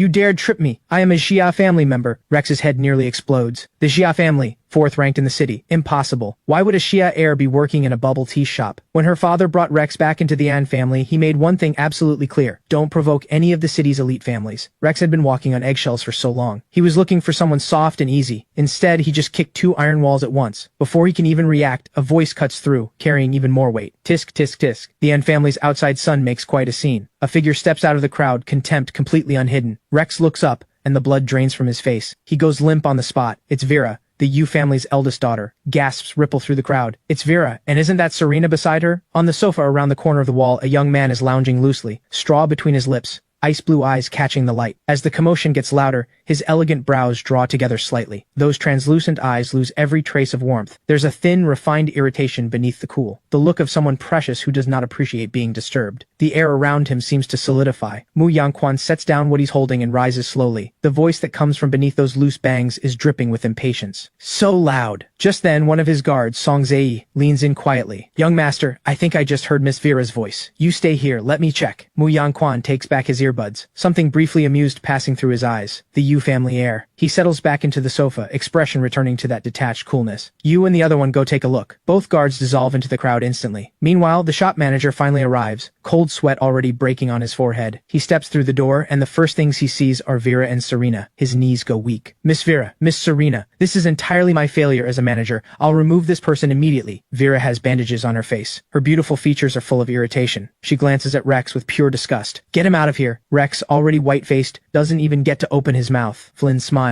That smile is sly and disarming. Why don't you get on your knees and apologize to the young lady? Thud. Rex kneels in front of Xia Shi without a second's hesitation. He bows his head to the floor. Miss Xia, I was blind and foolish. Please forgive me. The next second he pivots to Vera and bows again. Miss Vera, I caused a disturbance and disturbed you. I'm leaving right now. The 2 guards who just arrived take in the whole scene. When the manager spots them, his heart jolts again. Those are the personal guards of Mu Yangquan, the Moore family's youngest. The manager wants to cry. What kind of day is this shop having? He rushes over and bows. Is the young master here? Song Zei points at the sofa behind the wall, brief and clean. He's there. He doesn't appreciate the noise. The manager's head rings. He immediately has Rex thrown out and clears the crowd, praying none of these impossible people decides to say something like, weather's turning cold, might be time to close up shop. Once it's handled, Vera links arms with Serena and heads for the door. I'm out. Xia has completely lost interest in working. She pulls Flynn down into a seat, her big eyes fixed on him with pure admiration. You're so cool. Can I get your contact? Flynn doesn't say no. They exchange numbers immediately. Hi, I'm Xia. Flynn. Xia lets out a delighted sound and asks sweetly, still in high school, right? Yeah. Xia watches the easy, unhurried way he handled Rex just now and becomes even more certain. This Flynn is not ordinary. It hits her, the Lin family, second-ranked elite in the city. She looks at him with bold, confident eyes and makes her guess. Flynn, are you from the Lin family? Flynn raises his eyebrows, clearly caught off guard. She figured it out that fast. He presses his lips together in a smile and admits it openly. Smart girl. Xiaxi's eyes light up. I knew it. The way you carry yourself is exactly what a top family heir should feel like. You go to Maplewood? Flynn nods. Xiaxi immediately becomes his biggest fan. Flynn, you were so cool just now. Flynn waves it off. Easy. That kind of person only pushes people who can't push back. But Xiaxi shakes her head. Seriously. When he pulled the knife I froze, you could have gotten hurt. You saved me, Flynn. Flynn smiles. Internally, he's sighing at his own existence. This ridiculous magnetism. They've only been talking for a few minutes when Flynn finally sees my message. He stands and says goodbye immediately. I have to go, Xiaxi. I'll take you to dinner next time. He turns and walks off with a wave. In the distance, I'm leaning against the car, and when I see him coming, I raise an eyebrow with a grin. Which girl had you held up? Flynn curves his mouth. Actually ran into someone pretty cute, pretty sweet. We get in the car laughing. The moment it starts moving, Flynn's expression goes serious. Wait, I saw Vera and Serena earlier. They looked hurt. What happened? I choose my words carefully. Today at the archery range, Serena and Vera got cornered. What? On school grounds? Flynn sits straight up, voice spiking. Who has that kind of nerve? I shake my head. Some outside crew. No idea how they got in. Flynn immediately grabs my hand and checks it over carefully. Sure enough, he finds the faint rope marks across my fingers. What happened to your hand? Did you get into it with them? I don't hide anything. I give him the quick version, the range, the fight, and finding out Yu Cheng was behind it. Flynn laughs out of pure outrage. Yu Cheng actually had the nerve to go after Serena. And Vera got hurt too? She must have lost her mind. I lean back in the seat, voice flat. Don't worry, Ash and I are on it. Flynn finally relaxes, then immediately pulls out his phone and scrolls the school forum. Someone posted footage from the scene. He watches and commentates as he goes. Why isn't Serena hitting back? That's not like her. I press my hand to my forehead, laughing. She had people pinning her down. But then Flynn's reaction shifts completely. Actually though, those moves Reese pulled were kind of impressive. I give up and change the subject. Stop watching. Where are we eating? Flynn pockets the phone immediately, full of concern. The new place my family just opened. You had a rough day, eat plenty. Driver, step on it, I'm starving. The car barely stops at the entrance before Flynn shoves the door open and pulls me inside. He goes straight to the manager and rattles off his order. One of every non-spicy signature dish, especially the crab roe tofu and the braised lion's head. We barely sat down before Flynn slides the menu toward me. I take one look and push it straight back. You order. Every description reads like a warning label. Flynn clearly expected this. He smiles and checks off the dishes himself. Relax, I'll have them make yours separately. Zero spice, I promise. The server brings out the crab roe tofu. Flynn ladles a spoonful into my bowl himself. Try it. You're going to love it. I take a bite. My eyes light up immediately. This is amazing. Flynn goes insufferably smug and ladles me a bowl of soup too. Tomorrow I'm bringing you back for the new dessert, coconut taro sago. He knows how picky I am and quickly adds, I tested it this morning. I promise you'll like it. Meanwhile, on the other side of the city, Vera walks back into the Yu family home with fire in every step. She runs straight into the stepmother at the door, who sees the injuries on both their faces and immediately plasters on a smile. Vera, Serena, what happened? Did you get into a fight again? Vera is already burning and that performance makes it worse. She shoves past her. Don't touch me. The stepmother stumbles back, eyes going red immediately. Vera, I was only... Just then, a sharp voice cuts through. Marcus Yu takes one look at his daughter's dark expression, then at Serena's injuries behind her, and erupts. Who had the nerve to lay a hand on someone from the Yu family? But the next second, Vera drops a bomb that shakes the room. Dad, Yu Cheng hired people to attack Serena and me, and she paid for it using an account from one of our shell companies. The stepmother's face locks up on the spot. She instinctively moves to protect her daughter, but Vera cuts her off before she can say a word. She drops the final card. This was personally verified by Ash and Reese. Hard evidence. Serena follows it up perfectly, laying out exactly how Yu Cheng conspired with their rival Leng Feng. One to suppress Vera, one to get revenge on Serena. By the time she finishes, Marcus's face has gone nearly black. He's about to say something when footsteps sound on the stairs. Yu Cheng limps down carefully, face arranged into pure innocence. Sis Serena, what happened to your faces? The stepmother immediately waves her over. Vera laughs coldly. Oh look, leg's not broken enough to stop you coming down. Still had time to hire people to deal with us? Yu Cheng's grip on her crutch suddenly tightens. She's furious, but she can't say a word. She settles for looking pitiful. Vera doesn't buy it for a second. She shoots to her feet and points straight at her. Stop the act. Were those people at the range yours? The stepmother holds her composure on the surface, but something cold drops through her chest. Watching the guilt written all over her daughter's face, Marcus is almost certain it was Yu Cheng who did this. He just never imagined his daughter would go this far behind his back, or dare touch someone from the Gu family. Yu Cheng finally starts to panic. She backs away as she speaks. Mom, I didn't do anything. That shell company account was given to my assistant ages ago. It must have been hacked. The moment she says it, the silence is so complete you could hear a pin drop. That was a confession hiding inside a denial. Vera moves to go after her, but Serena steps in front of her, eyes cold as crushed ice. We only asked whether it was you. Nobody mentioned which company account was used. How do you already know it was that account? And that's not all. Serena presses forward, puncturing every layer of the disguise. The room payment was made yesterday afternoon, when you were lying in bed with nothing to do, and those people came from out of town. Who else would specifically reach out to outside crew? Yu Cheng's eyes start to dart. She forces out a claim that she was visiting Shen Bing at the hospital. But Marcus is no fool. He watches her for a long moment, and his conclusion is already formed. He pulls out his phone and gives his assistant an absolute order. Pull Yu Cheng's movements from yesterday afternoon and the full transaction history on the company accounts. 30 minutes. He turns to Yu Cheng. If this traces back to you, don't think about staying in this family. Yu Cheng goes white as paper, standing there like she's fallen through ice. Vera lets out a heavy sound of contempt and pulls Serena down onto the sofa. They settle in to watch. Time passes. The atmosphere in the room is suffocating. Then, 30 minutes later, Marcus's phone rings. The assistant's voice comes through the silence with complete clarity. Sir, we have a full picture. The IP address used for the transfer is registered to Miss Yu Cheng's room. During that time, she also called an unknown number 3 times. That would be the middleman. The crutch drops from Yu Cheng's hand and hits the floor. She's sheet white, lips trembling.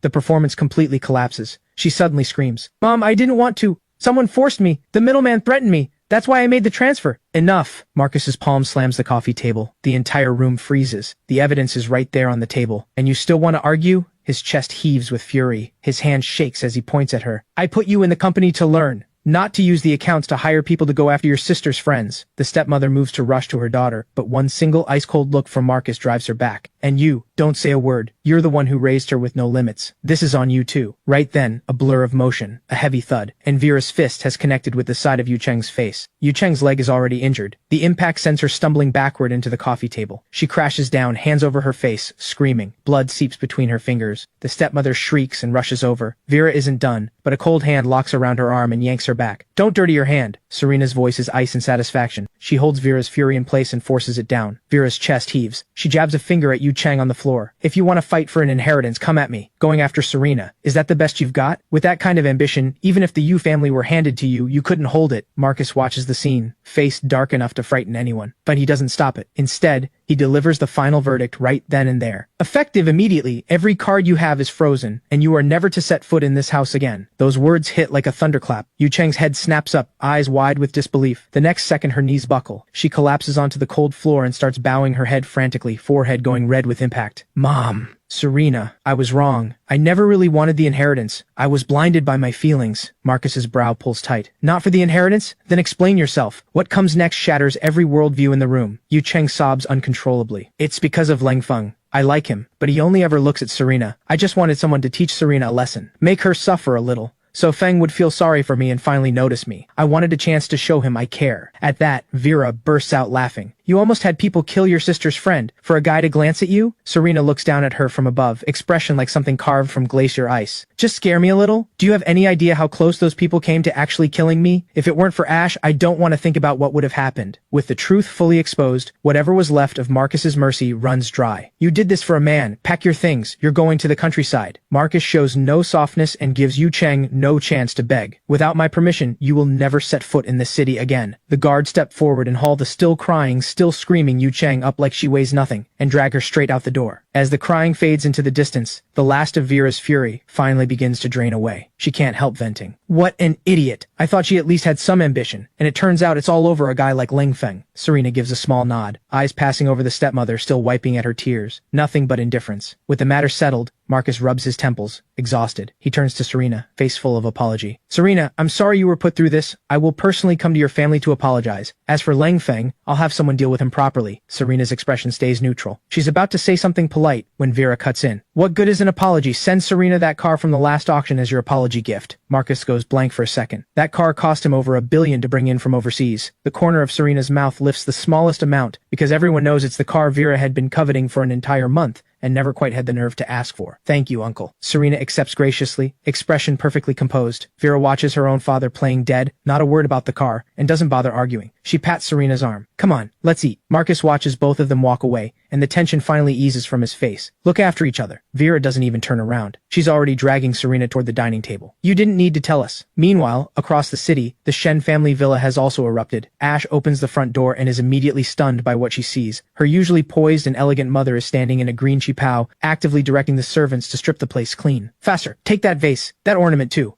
All of it. Pack it all in. 5 enormous suitcases stand in the center of the living room like a barricade, already stuffed beyond capacity, display shelves nearly bare. Ash surveys the carnage, brow twitching. Are we moving? Her mother looks up and lights up. Ash, perfect timing. Come look at the vase Mom brought back from France. Ash raises an eyebrow. So you two made up? You were in a full Cold War last month, and now you're packing together? Her father looks slightly caught out, but her mother just looks warm and flushed. Making up, not making up. That's just the seasoning in a marriage. We're going on a delayed honeymoon, 2 months. Before Ash can even process that, her mother rushes over and fixes Ash's collar with practiced affection. Ash, these 2 months, the house and the company are yours. Ash is completely speechless. The company, that's the Shen Group. Real estate, tech, luxury goods, thousands of executives alone. I'm 15. She tries to appeal to their conscience. 15 going on 16. Her father waves a hand, completely unapologetic. When I was your age, I was already sitting in on meetings with your grandfather. Besides, the vice presidents will hold things together. You just need to approve decisions. Her mother goes one further and delivers the legendary line. Think of it as practice. As long as you don't sell the company, Mom can cover whatever happens. Ash lets out a dry laugh and tugs at the corner of her mouth, completely out of arguments. Practice? They're handing her a trillion-yuan conglomerate as a toy. She turns to head upstairs for some peace, and her wrist gets grabbed. I heard Reese is back? Her mother's gossip instincts ignite completely, eyes glittering with mischief. And he's your seatmate? Come on, tell Mom everything. How did you two make up? Ash pauses, attempting to deflect. Her mother sees through it immediately and pokes her in the back. Running away? I'm not going to eat you. Don't even think about telling me you're going to study. You finished university-level problems back in middle school. The excuse dies before it's even born. Ash keeps walking, spine perfectly straight. Leave her alone. Her father clicks shut the last suitcase and casually adds his own knife. Reese is back, and you're right there next to him. Strike while the iron's hot and bring him home. Her mother nods frantically. Exactly, exactly. Reese is popular. Don't fall behind. Don't let some other girl get there first. Ash doesn't even look back. Her voice is flat and clear. Bringing someone home by force doesn't align with Shen family values. Then from behind comes her father's scoff. Family values? When I was chasing your mother, I snuck out every antique your grandfather had hidden and used them as offerings. Ash's steps stop dead. Then she continues to her room. She's just finished showering when her phone buzzes hard on the desk. The screen lights up. A pin chat jumps with a little sun sticker, then that familiar avatar bouncing rapidly.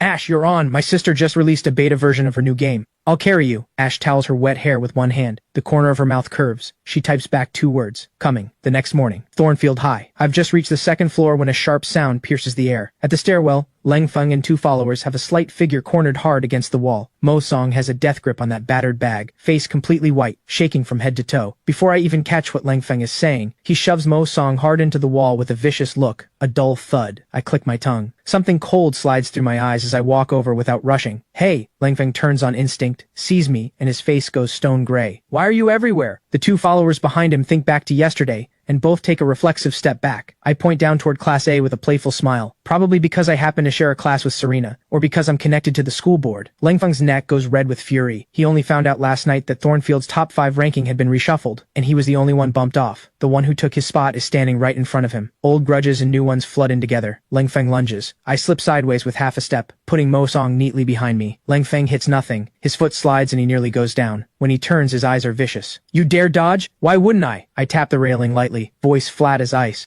What? You want to make a scene here? In front of the whole school? Let everyone see exactly what you're made of? Those words hit like cold water. The fire goes out. As bold as he is, he knows this is school grounds. If it escalates, the school getting involved is not a risk he can take, but the humiliation of being knocked off his pedestal burns too hard to swallow. He settles for glaring daggers at Mo Song. My business with her has nothing to do with you. It does now. I glance at Mo Song's terrified face behind me and look back with eyes that carry nothing but cold. Either you leave right now, or I go get Ash. Leng Feng's face cycles through colors. His follower quickly grabs his arm. Feng, just drop it. If Ash gets involved, shut up! Leng Feng shakes the follower off hard, but he doesn't dare move closer. He fixes me with one last cutting look. Don't think this is over. Then he leaves with his crew. Once they've disappeared, I turn to Mo Song. It's okay. Mo Song slowly lifts her head, eyes red, thanking me quietly. Thank you, Reese. Why didn't you go to a teacher? I glance at the bag clutched to her chest, genuinely puzzled. Mo Song's head drops lower. Her voice goes almost inaudible. My mom said don't bother teachers, and I was scared the teacher would side with Leng Feng. I can't help laughing at that. Come on, I'll take you. If you'd reported it earlier, someone like Leng Feng who only picks on easy targets would have been writing apology letters until his hand cramped. But the moment I reach toward her, Mo Song flinches back like a startled rabbit. She bows quickly, voice rushed and flustered. No, thank you, Reese, I have homework to submit. She doesn't even finish the sentence before she's hugging her bag and running. My hand stays frozen in midair. I let out a helpless sigh. This girl is impossibly timid.